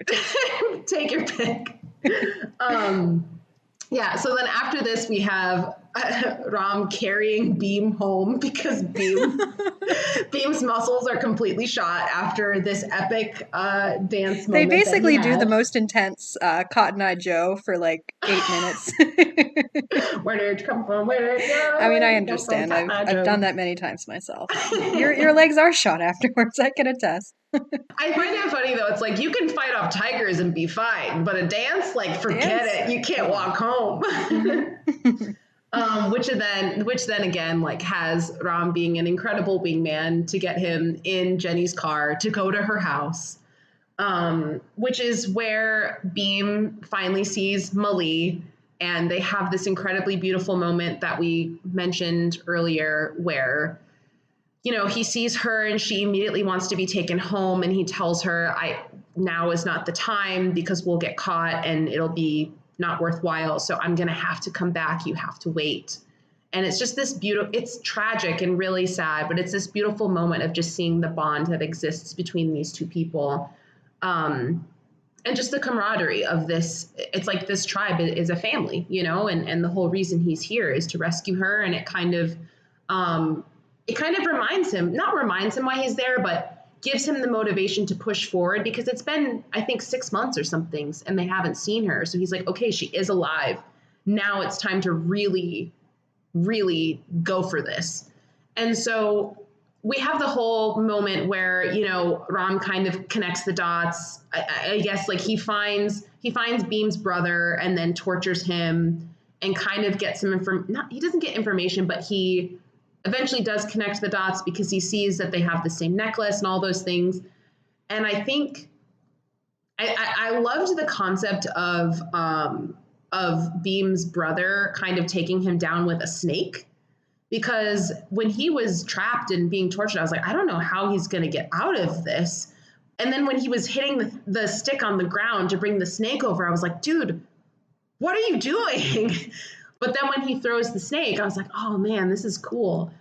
And then, which I guess like we can talk about this briefly, but the healing powers in this movie are insane, because it's like, oh yeah, you're bit by a snake, you'll be dead before the night's over. And then he has some treatments done, and then he's alive by a few hours later. And then you see He later. does say, you know, there's no known antidote, but it turns out Beam has the antidote. Yeah. I mean, there are so many moments in this movie where the leads should both be dead. It's like you have broken kneecaps, and then you put some plants on your knees and you're fine. Or like a tree stabs you in the back and then you're fine. Or you literally get stabbed in the heart with 3, like, I don't even know what they are, but like 3 things that Beam's carrying. He stabs him in the heart and he's like, nah, I'll be injured for a little bit, but like I'll survive. There's so many things where it's like getting whipped by that spike laden thing. Like, yeah, there's no reason these characters are alive except that they are. They just are. And I'm fine with it. It's fine. But anyway, I thought that scene with Beam and Mali was really beautiful. Yeah, that's really sweet.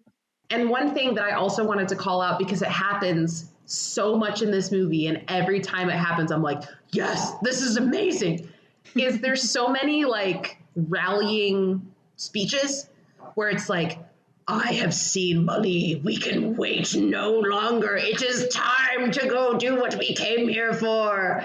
Like, that happens so many times in the movie. And I love every single one of those speeches, because it's like, okay, yes, let's go, let's do this. But yeah, I wrote them down as tough guy speeches in my tough guy speeches. Mm-hmm. Anyway, this brings us to Geneva. I want to get your reaction to this, because you've seen this a lot more recently for the first time than I have.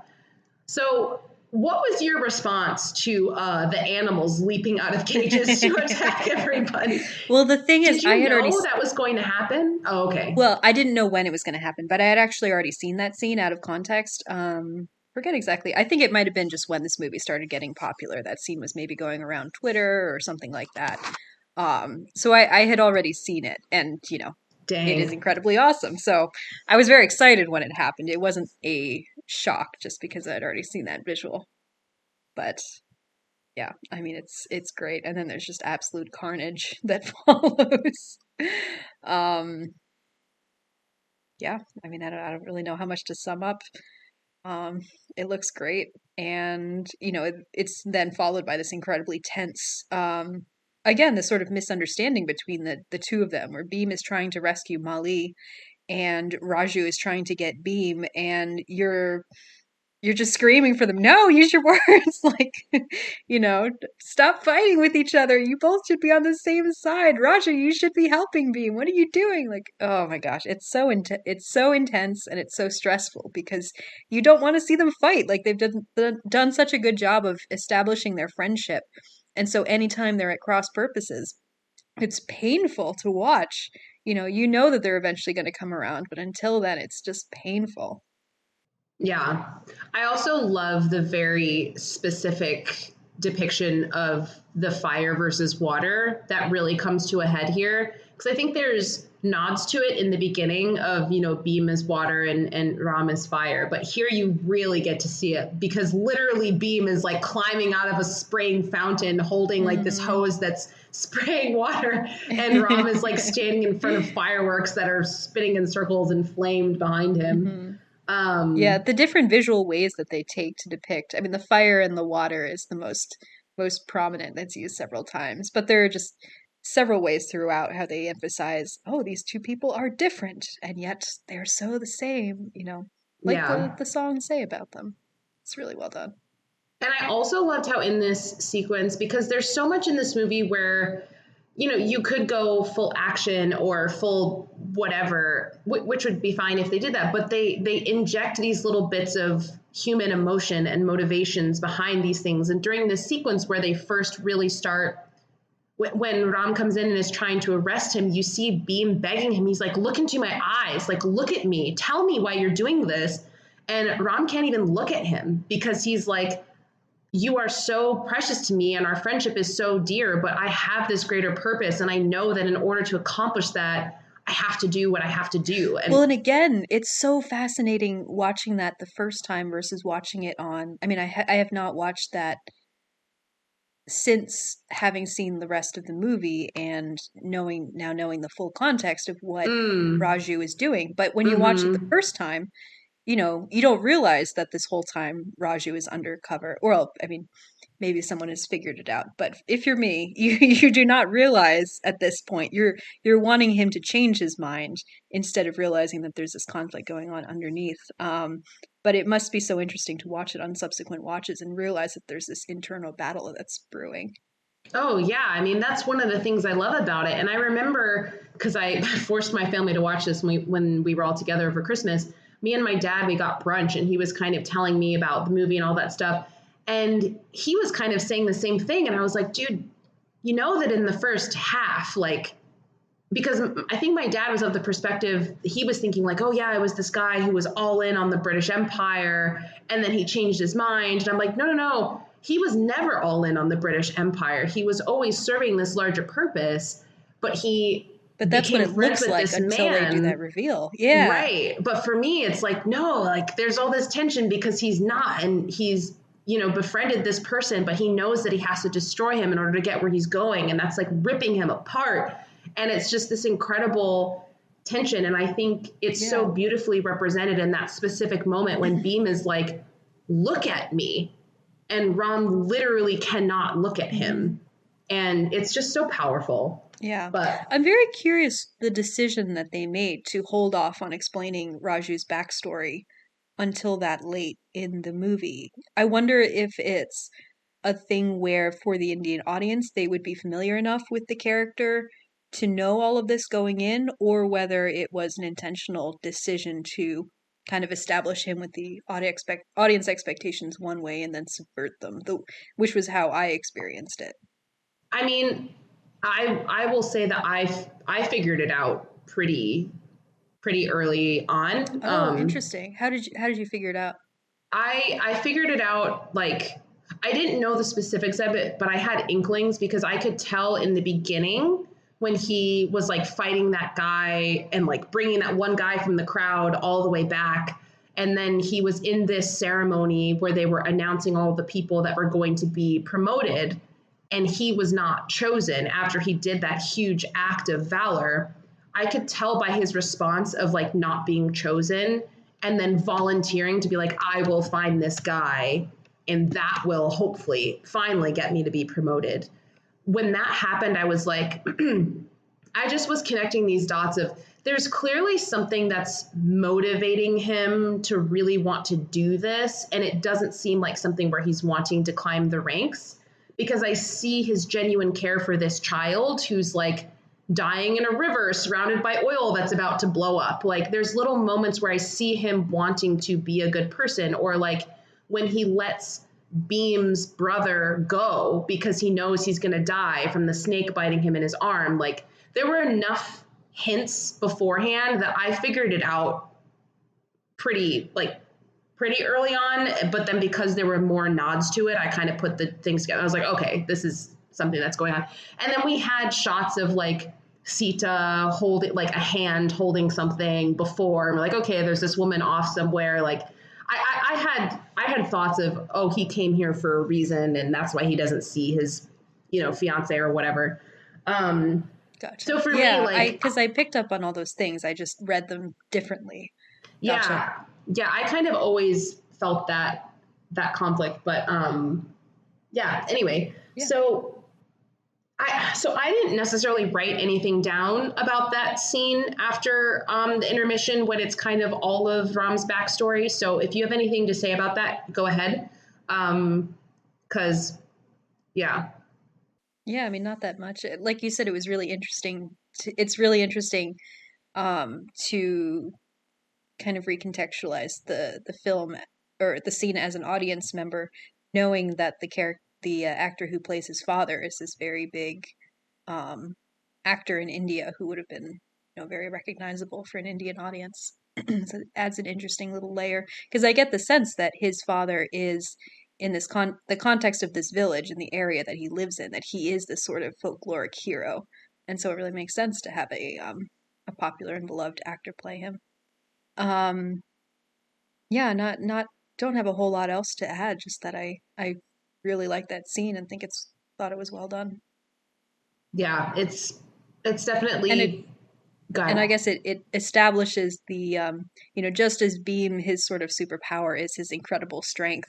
For Raju, it's his incredible ability to aim. He has Yeah. this you know preternatural ability to fire guns and bows and arrows from incredible distances and hit incredible targets. So, and it just seems to be gifted to him. He didn't have to work at it. He's got it. Yeah, I mean, you see in a lot of the song lyrics later, it does talk about them kind of like gods. It's like son of the god of whatever, or son of the tribe of what, like it does kind of calling back to the beginning when we were talking about mythology and stuff. I think a lot of that is kind of inserted in here of these people are not just human. They are kind of deities in certain ways.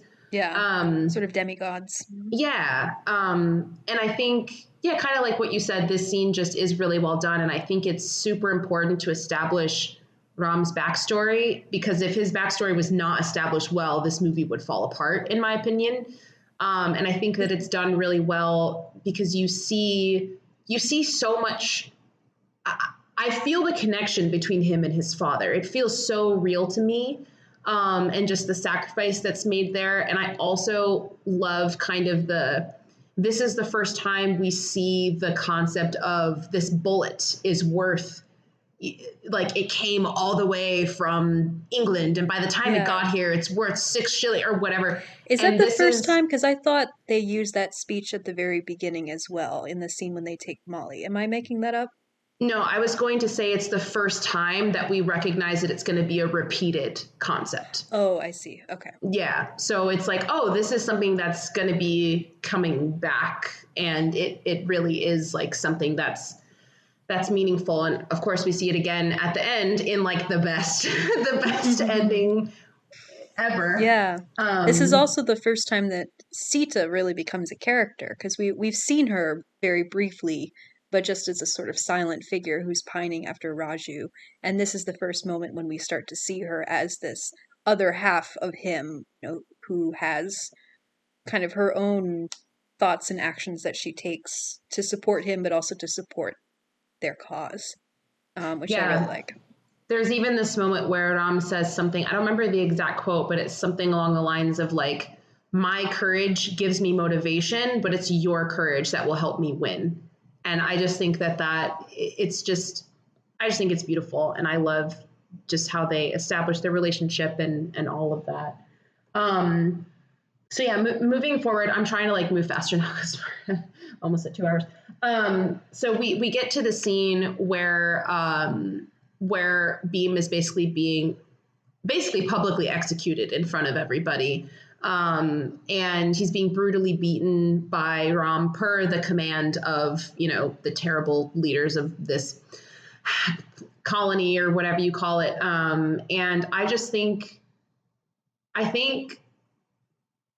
don't even know how to talk about this. I think it's so beautiful. I love the song that Beam sings throughout all of this. I just think it's absolutely beautiful how it carries him through such a difficult, through such a difficult moment. And I also love seeing just the incredible, because like Beam is being physically tortured here, but Ram is being like emotionally ripped apart because he's like, I hate doing this.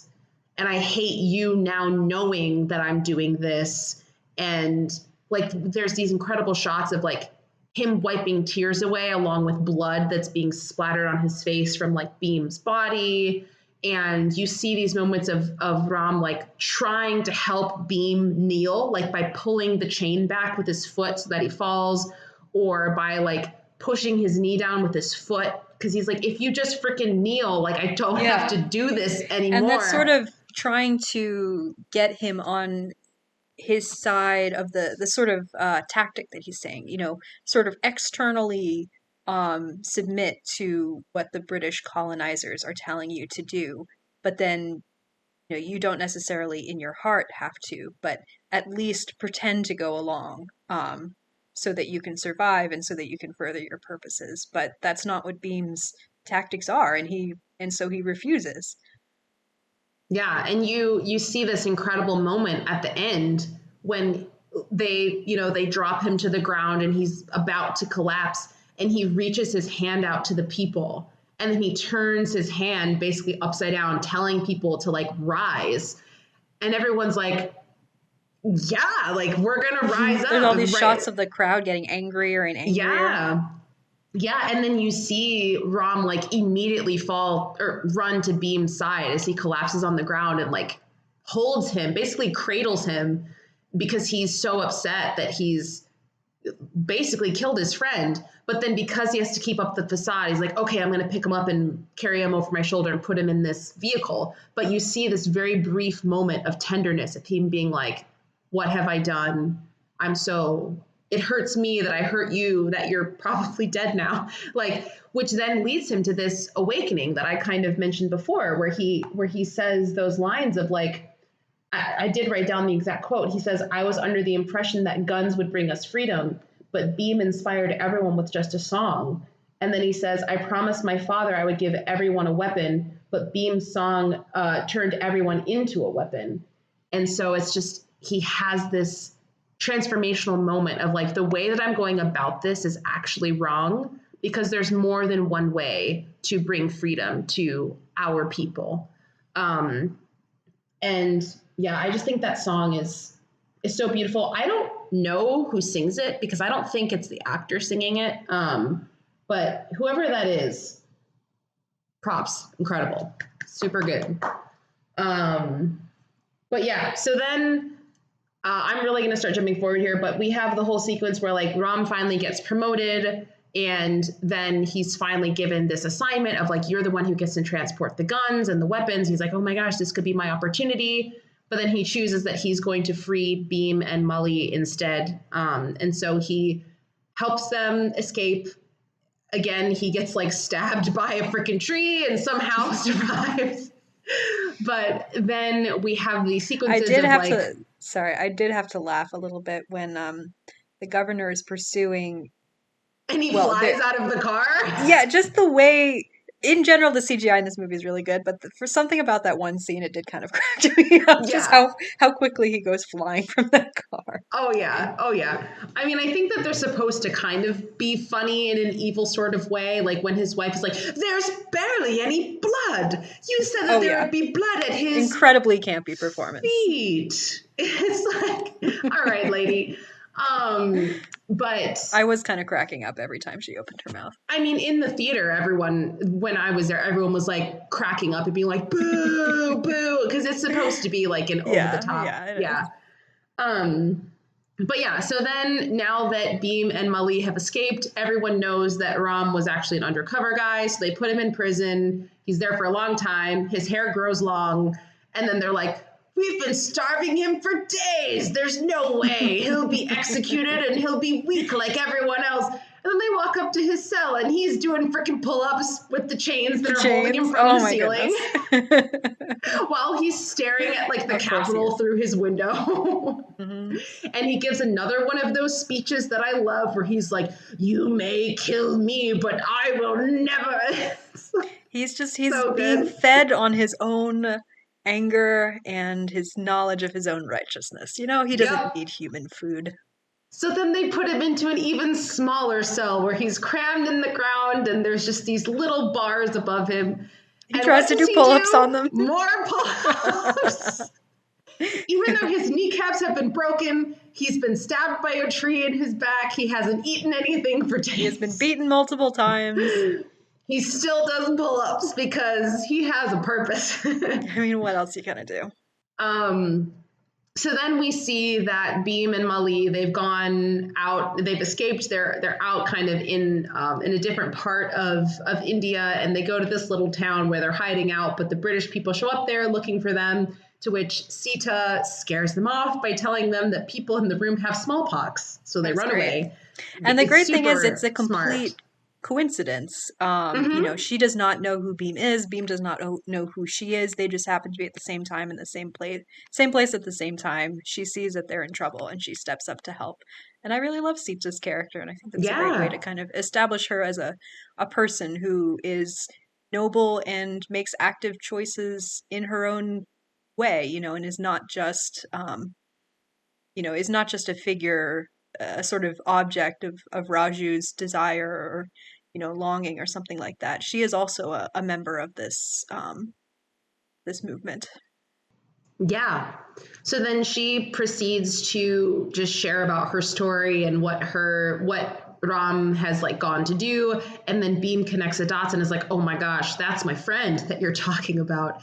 So then he has this whole revelation and another dramatic speech where he's like, "I beat my friend with these hands. I was just fighting for my tribe, but he was fighting for something bigger. How blind I was." And then he goes to Sita and he's like, "Sita will not go find Ram. I will bring Ram to where Sita is." It's like, okay. Okay. So then Ram shows up at the camp because he was given the blueprints of the layout by the lovely Jenny. And he shows up at this prison yard and, sorry, just to note, it is interesting that Jenny sort of disappears in the second half. Sita becomes a character in the second half. Jenny kind of disappears. I do wish there was a touch more Jenny, just because I really like that character and I invested in that relationship a lot. I understand why, you know, it becomes more important for, for Beam and Raju's relationship, because the second half is so focused on them finally aligning, you know, finally getting on the same page, that you can't really have as much Jenny. But I do kind of wish there was one more scene between her and Beam in the second half. Yeah, I would agree with that actually, because I think that there's some stuff that Beam and Jenny need to work out in terms of like, yeah, like clearly they're not going to end up with each other long. Why was she okay with having a child locked up in a prison and she thought she could just bring her a dress and she'd be happy with it? Like, I don't know. I have some issues with that. But anyway, so Beam shows up at the prison camp and him and Ram do their whole thing again where it's like, we don't need words to communicate. We'll just bang on the ground and we'll know that it's each other. So Beam finds Ram, gives him the other half to his necklace that Sita shared, and both of their eyes have been opened and they can finally unite and be who they have supposed to have been all along. And because Ram's kneecaps are broken, Beam puts him on his shoulders and they become this, I don't even know, this miraculous creature. Crime fighting duo. Yeah, where they run around and Ram shoots guns with both hands and Beam transports him by running and reloads his guns for him. They swing so up on cool. towers and punch people in the face. Yep, they leap over walls. Like, I love how like Ram just puts the guns down and Beam reloads them, and then it's so I love it. Well, they're it's using so their much strength. fun. Beam is strong. Raju is a good shooter. Yeah, it's great. I love the two of them finally uniting like that. It's what we've been waiting for the whole movie. Mm-hmm. So yeah, then we get to this final battle sequence, which I love the moments when there's just these shots of the general or whoever he is from upstairs, like thinking this is going to be a simple capture, and then like first he sees gunfire happening in the trees, and he's like, "What's going on?" Then he sees explosions coming from the trees. He's like, "What is happening out there?" Yeah. He's like, "I'm sending more troops." And then So many conversations between Edward and Edward, the governor or whatever he is, where he's like, "Oh, they managed to escape somehow," and he's like, "Send more people," and then of course they are murdered. Yep. Edward, So then, not very competent. no. So then we see Ram and Beam both in their full form. We see Ram with a bow and arrow with this incredible yellow backlight. He's got these sweet baggy pants, got no shirt on. He's like, I'm ready to just necklace take everyone around down. his neck. He's got his beard and his hair flowing freely. Yep. So yeah. he kind of goes on his solo rampage for a while so that he can have his Ram moment, right? And then we introduce Beam. And this is actually my favorite shot in the whole movie, when Beam comes up out of the water, and it's this like incredibly slow motion of him coming up out of the water. And then as he lifts his spear, we get this close up of the spear coming out of the water. It's my favorite shot in the whole movie. But so then Beam has his moment. And of course, in all of the music for Ram's part, it's like the lyrics are like, Ram, he rises from the ashes and shoots arrows. He's the son of the fire, blah, blah, blah. And then with Beam, it's like, Beam, the son of water, is now coming to join the battle. Like, the music is just so great. Yep. The music is their hype, man. It's so good. And then I don't even know how to talk about it. There's just an insane, crazy good fight where they're flipping motorcycles and whipping things of fire around, shooting arrows and flying onto horses. Like, it's insane. Super good. Yeah. And then they finally blow up the whole like castle or whatever it is, again by nonverbal communication of how to do that. Beam launches a motorcycle into this room that's full of... He literally throws a burning motorcycle and the entire place blows up. Everything blows up, and then we have the ending, which is with the I don't even know who he is, the governor or whoever he is. He sees his dead wife hanging from wires above him, which is very brutal, but also we're all here for it. In the theater, everyone was screaming. It was great. And then we have this, I love this because we just had this crazy battle and all of these things, and this is the moment we've all been waiting for, but they ground it in emotion again, because Ram gives this whole speech of like, see this bullet? This bullet was, it came from England and it traveled this many miles and this is how much money it's worth. And he's like, if it's this valuable, you can't just throw it away. And then he's like, Beam, return the bullet to him right in his heart. And Beam's like, gladly. And then we have the whole load, aim, shoot. And then it's like, fuck yeah. And then we get the blood splattering on the sun never sets on the British Empire. And the crowd literally in my theater goes wild. It's amazing. What more could you ask for? And then I think, oh no, before that, actually, it's probably the moment in the movie that moves me the most, when Ram picks up the gun and gives it to Beam. Like, there's just this incredible moment of Ram being like, I've not only accomplished my purpose, but I'm also giving this to my friend who is the person, like, these are the people that I've been fighting for to rise up. Like, he's the first person I'm going to give this weapon because, like, I don't know. I just think that that's beautiful, and it makes me cry every time for some reason. But yeah, so then that's basically it. I mean, we have everyone reuniting. Jenny gets with Beam and Ram gets back with Sita and all that stuff. And then we have the incredible song at the end that I wish I could sing, but I can't because I don't speak the language. Yeah. Where there are dozens and dozens of, I assume those are the Indian flag I'm actually familiar with the flag of India looks like. So a lot of the so all of the like faces that you see in the background, those are a lot of like those are prominent figures from the Indian independence movement. I know that because I did research. And then That was my assumption, yeah. and I also wanted to say the Vande Mataram that comes up several times in the movie, that actually means I bow to thee, mother. And it's actually a poem from a famed novel from an Indian woman. And it's like a hymn to a specific goddess. And that goddess is identified as a national personification of India. So there's another huge meaning to Vande Mataram that's like a cultural thing that I don't fully understand, but I wanted to just like make sure we shout that out.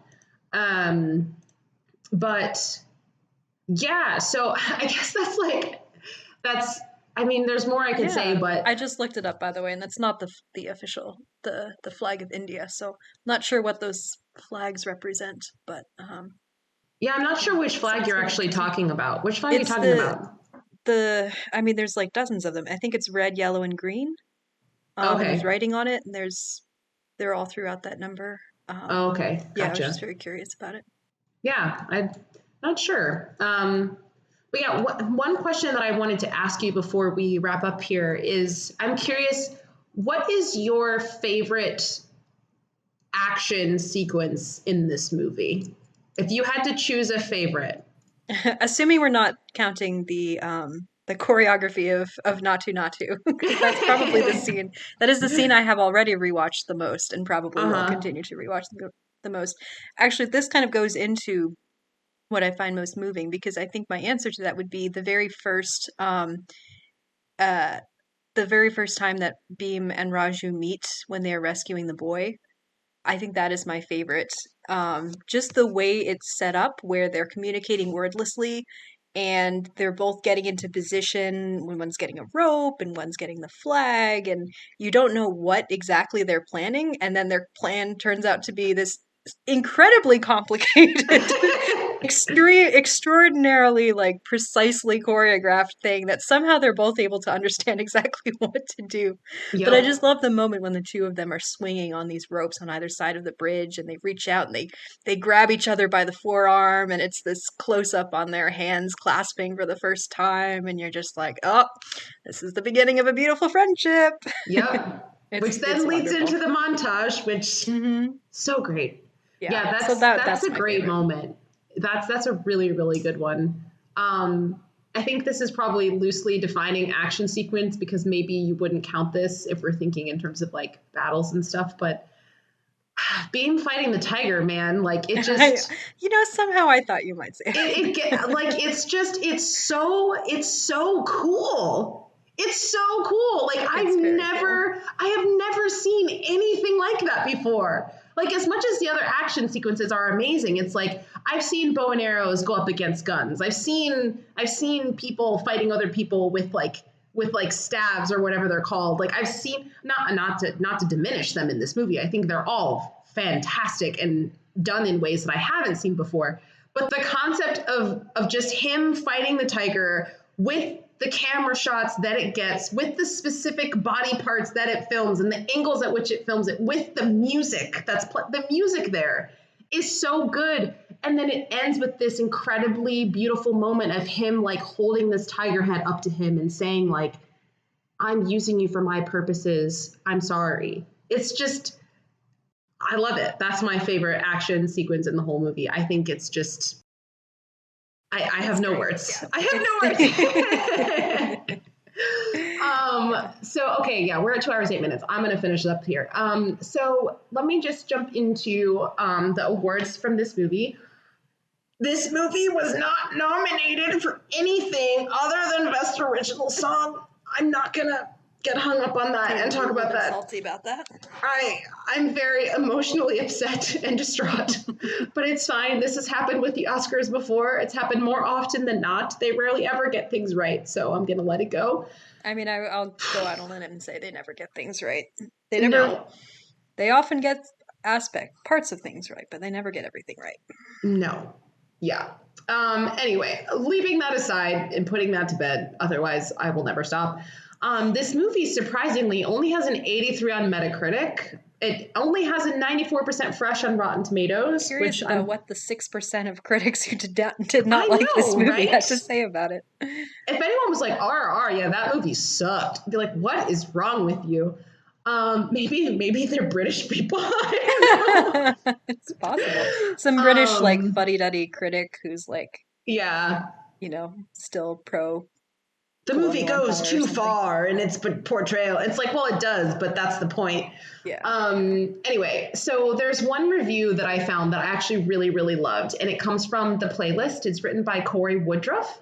And the review says, RRR has the power to transport you back to the epics of old, times where studios were willing to invest millions of dollars and mounds of resources into high-flying historical extravaganzas that remind you of the power of the silver screen.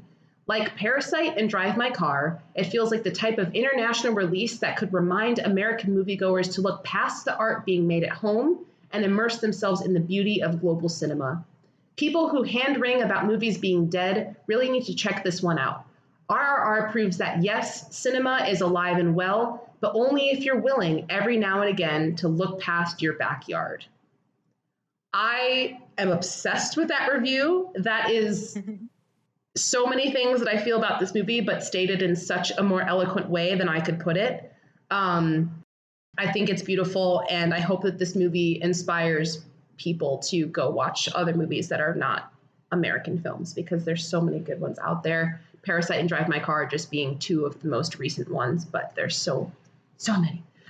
So I guess I'll just talk briefly about what part of this movie has just like stuck it in my mind. I mean, everything about it basically, but I guess I'll just go back to the thing in the beginning. This movie was already incredible, but I think seeing this at the Music Box in a sold out theater with SS Rajmouli being present for a Q&A, that was just incredibly special for me. And that's really what's gonna just make this movie stick with me for forever. So yeah.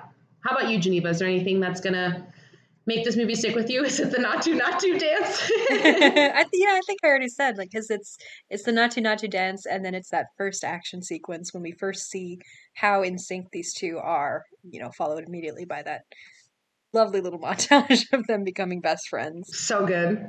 Yeah, so good. It really is the relationship between the two of them. There's the heart and soul of this movie, and so I think that's really good. The part that's going to stick with me most. Yeah. I do hear that they're in works to make a sequel. I don't know how I feel about that. Wait, really? I kind of don't want this to be a franchise. I want it to stand alone. And I also, anyway, I'm not going to go into that. I'm like, why can't movies just exist? Why do we have to franchise them and make them into other, whatever. I'm not going to do that. But yeah, I'll be interested to see what happens with that. And if it ends up getting made, which it probably will, but also like how they're going to continue this story, because I mean, I see how they could, but also why. Anyway, so that concludes our talk of RRR, at least for now. But Geneva, can you please tell us what we will be talking about next week? Yes, next week we are going to be talking about one of my favorite films of all time, which is the 2005 Pride and Prejudice, directed by Joe Wright. I'm very, very excited to talk about it. Yeah, it's a great one. So join us next week, guys. Goodbye. Bye. I'm in a really good mood because we just talked about this movie for 2 hours.